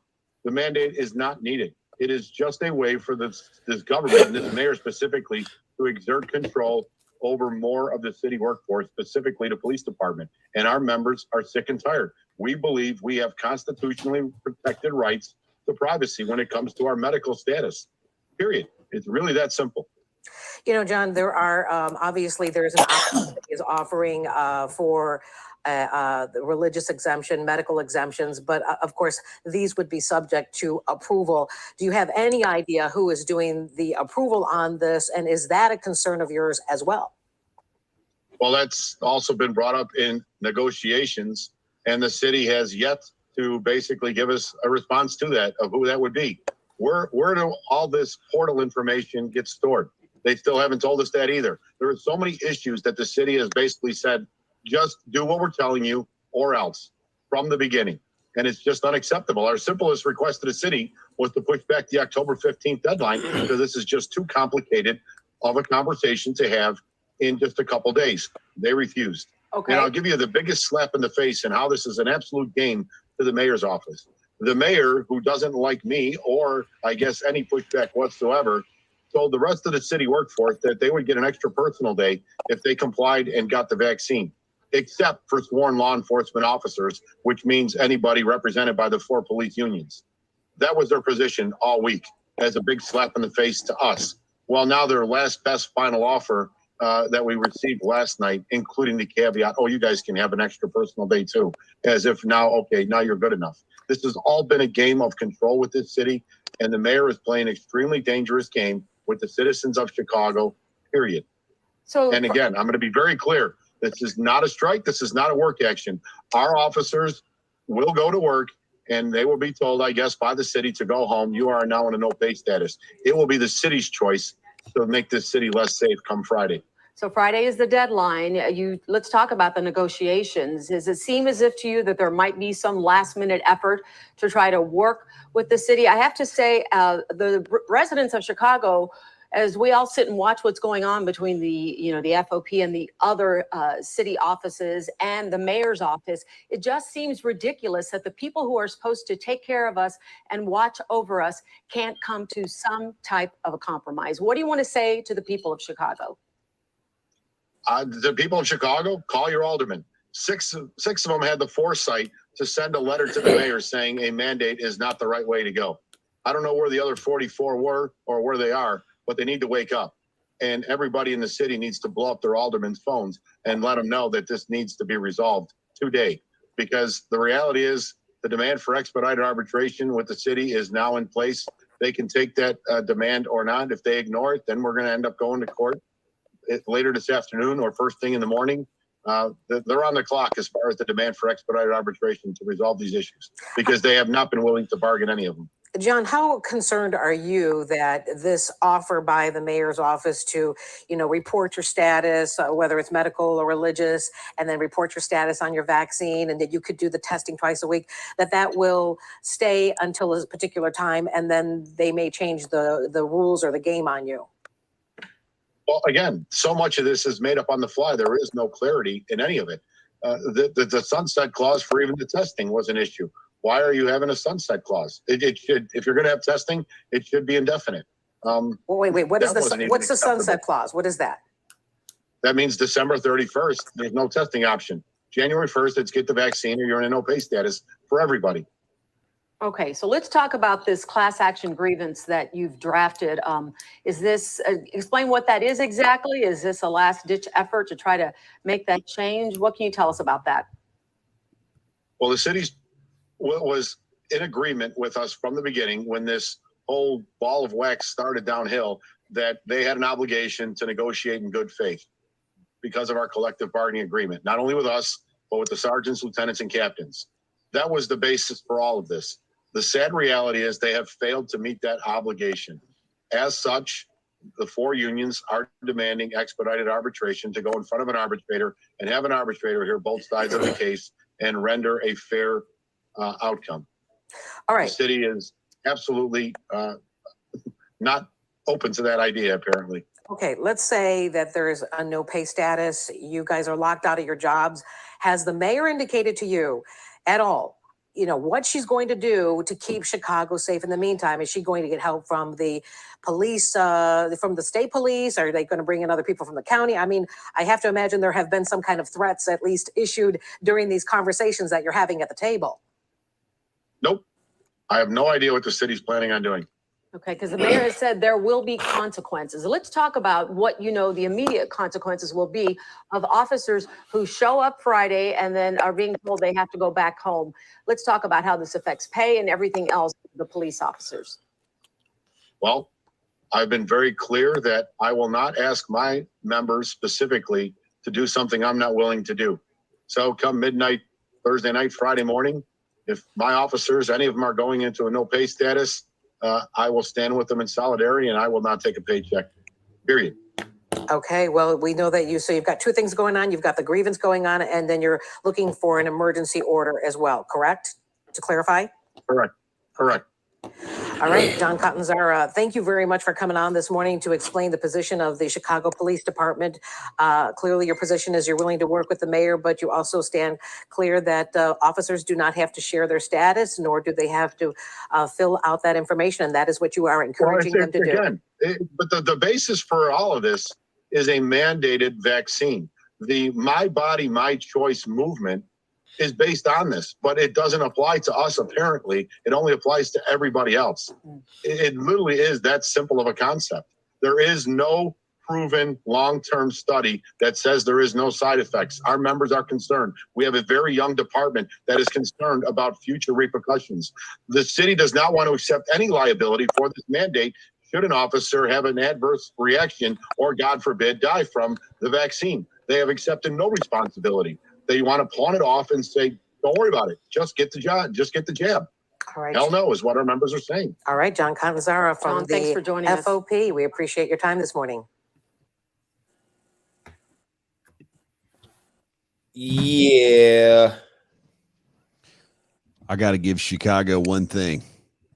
That is the first time in the history of police work that troops and administration have been all on the same agreement about anything. Yes. Oh my God. I'm ready. Let's purge, baby. Oh man, don't say that, dude. Fucking Marquise. Let's do it. Let's go. Well, I'm ready too. Let's go. oh, that's terrible, guys. I really hope the best for you all. I got friends that live up there, obviously. It's time to load magazines and speed loaders. I'm telling you now. I mean, on a real note, though, you know what I mean? Obviously, for the people in the city of Chicago, when it comes to being CCL holders, firearm owners, you're really, if in fact, obviously, this drops down to the 50% that they're calling for or less, as far as police, fire department, EMS showing up to work, you really need to take your personal safety into account. I mean, this is 1,000%. We already have issues when we have full police force out in the street. Now we're going to cut it to less than half and think that, you know what I mean, everything is just going to be the same. God forbid this happens. And I think majority of us are crossing our fingers that this does not happen and whatnot, especially for Mike, who is in Chicago, you know what I mean? And is on 79th. And let's be honest, is, you know what I mean? Like we've seen and we've heard at different points, 79th is rough. Mike's got to fight just to go to work. Well, might be a good week to take a vacation. Here's the blessing. And I'm going to say this, and I hate to say it in such a way. Mike is a brother. And I feel like this. If Mike sends up the bat signal, there might be some possibility that there's going to be some armor coming on, mags that's already loaded. I'm looking at them now. It's gonna be May and June of last year. Nah, because May and June of last year was rioting. This is just straight up stopping people from doing stupid shit. This is us stopping chaos. Just remember, you're under no obligation to do that. Right. And, I'm gonna say, well, I feel like this. Mike is a blood brother of mine. We just have different families, and yeah, he's a distant relative.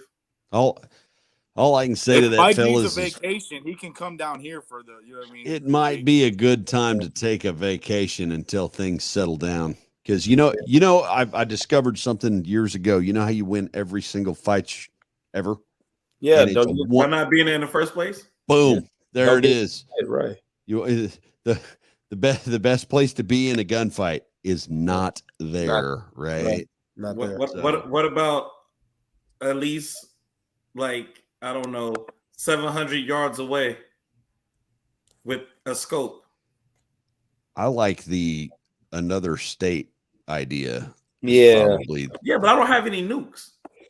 Oh, you mean not being in trouble, period. I'm sorry. My bad. There you go. I'm primitive, bro. I'm sorry. I get it. my chopper's on layaway, dude. It's I kind of look at it like this. Hey, we got access to a chopper. I mean, that's over at the compound in Crete. In Oklahoma, Straight they always Vietnam go. Huey. Like, what was it last night before last? They said, man, there's a tornado predicted to be coming right here, and it's going to be between these hours and all this. You know where I was? Not there. Right. So an ounce of prevention is worth a pound of cure, They watch it. Just saying. It's like oh man, you guys are a riot. I appreciate John. Thanks for inviting me. Dude, I gotta rack out. I gotta be up early. And, same here. Mike Marquise. Well, if you decide you want to get on next week, again, we are on every Wednesday at 8 p.m. And man, I might need like a week to. This is leg day. Okay, so this is a leg day podcast. So I'm gonna need like a week to recover from that at least. Hey, that's and cool. Then like I said, that's cool. If and when you want to jump in, just let us know. We are here Wednesdays at 8 p.m. I'll shoot you a message sometime. I got it's funny. I was recording the Off Duty On Duty podcast when you sent me that message, and I was doing the editing when you did that. So not only do I have to drop out of here, I got to finish editing mine. Yep. So, all right, guys, you have a good one. Thanks. All right, nice to meet you guys. Brian, you've been amazing. Yep. Cool. That was good. Brian's awesome. All right, y'all. I enjoyed meeting him down in Oklahoma. Yeah, he was real cool. He was real cool. All right. But yeah, Marquise, if you truly need a venue to host that, just let me know. Appreciate That's that. all I got to say. I know you're tired, Mike. I know you're tired. Nah, man. Yeah. Shit. So, yeah, if you need a place to host, just let me know. Bet. I got you, brother. Yeah, I appreciate y'all, man, for real. All right, Jacob. Jacob's been hanging out in the comments next week, man, for real. All right, this is the longest show that we've had, and this is good. If y'all didn't, it actually is the longest show we've had, over 3 hours. Yeah, if y'all didn't benefit from the information that you got today and from these shows, I don't know what else to tell you. Because y'all, it's a we're lot. Still at 36 viewers. Yeah. 42. There's 24 off of there's 24 off of YouTube. I got 12 on Facebook.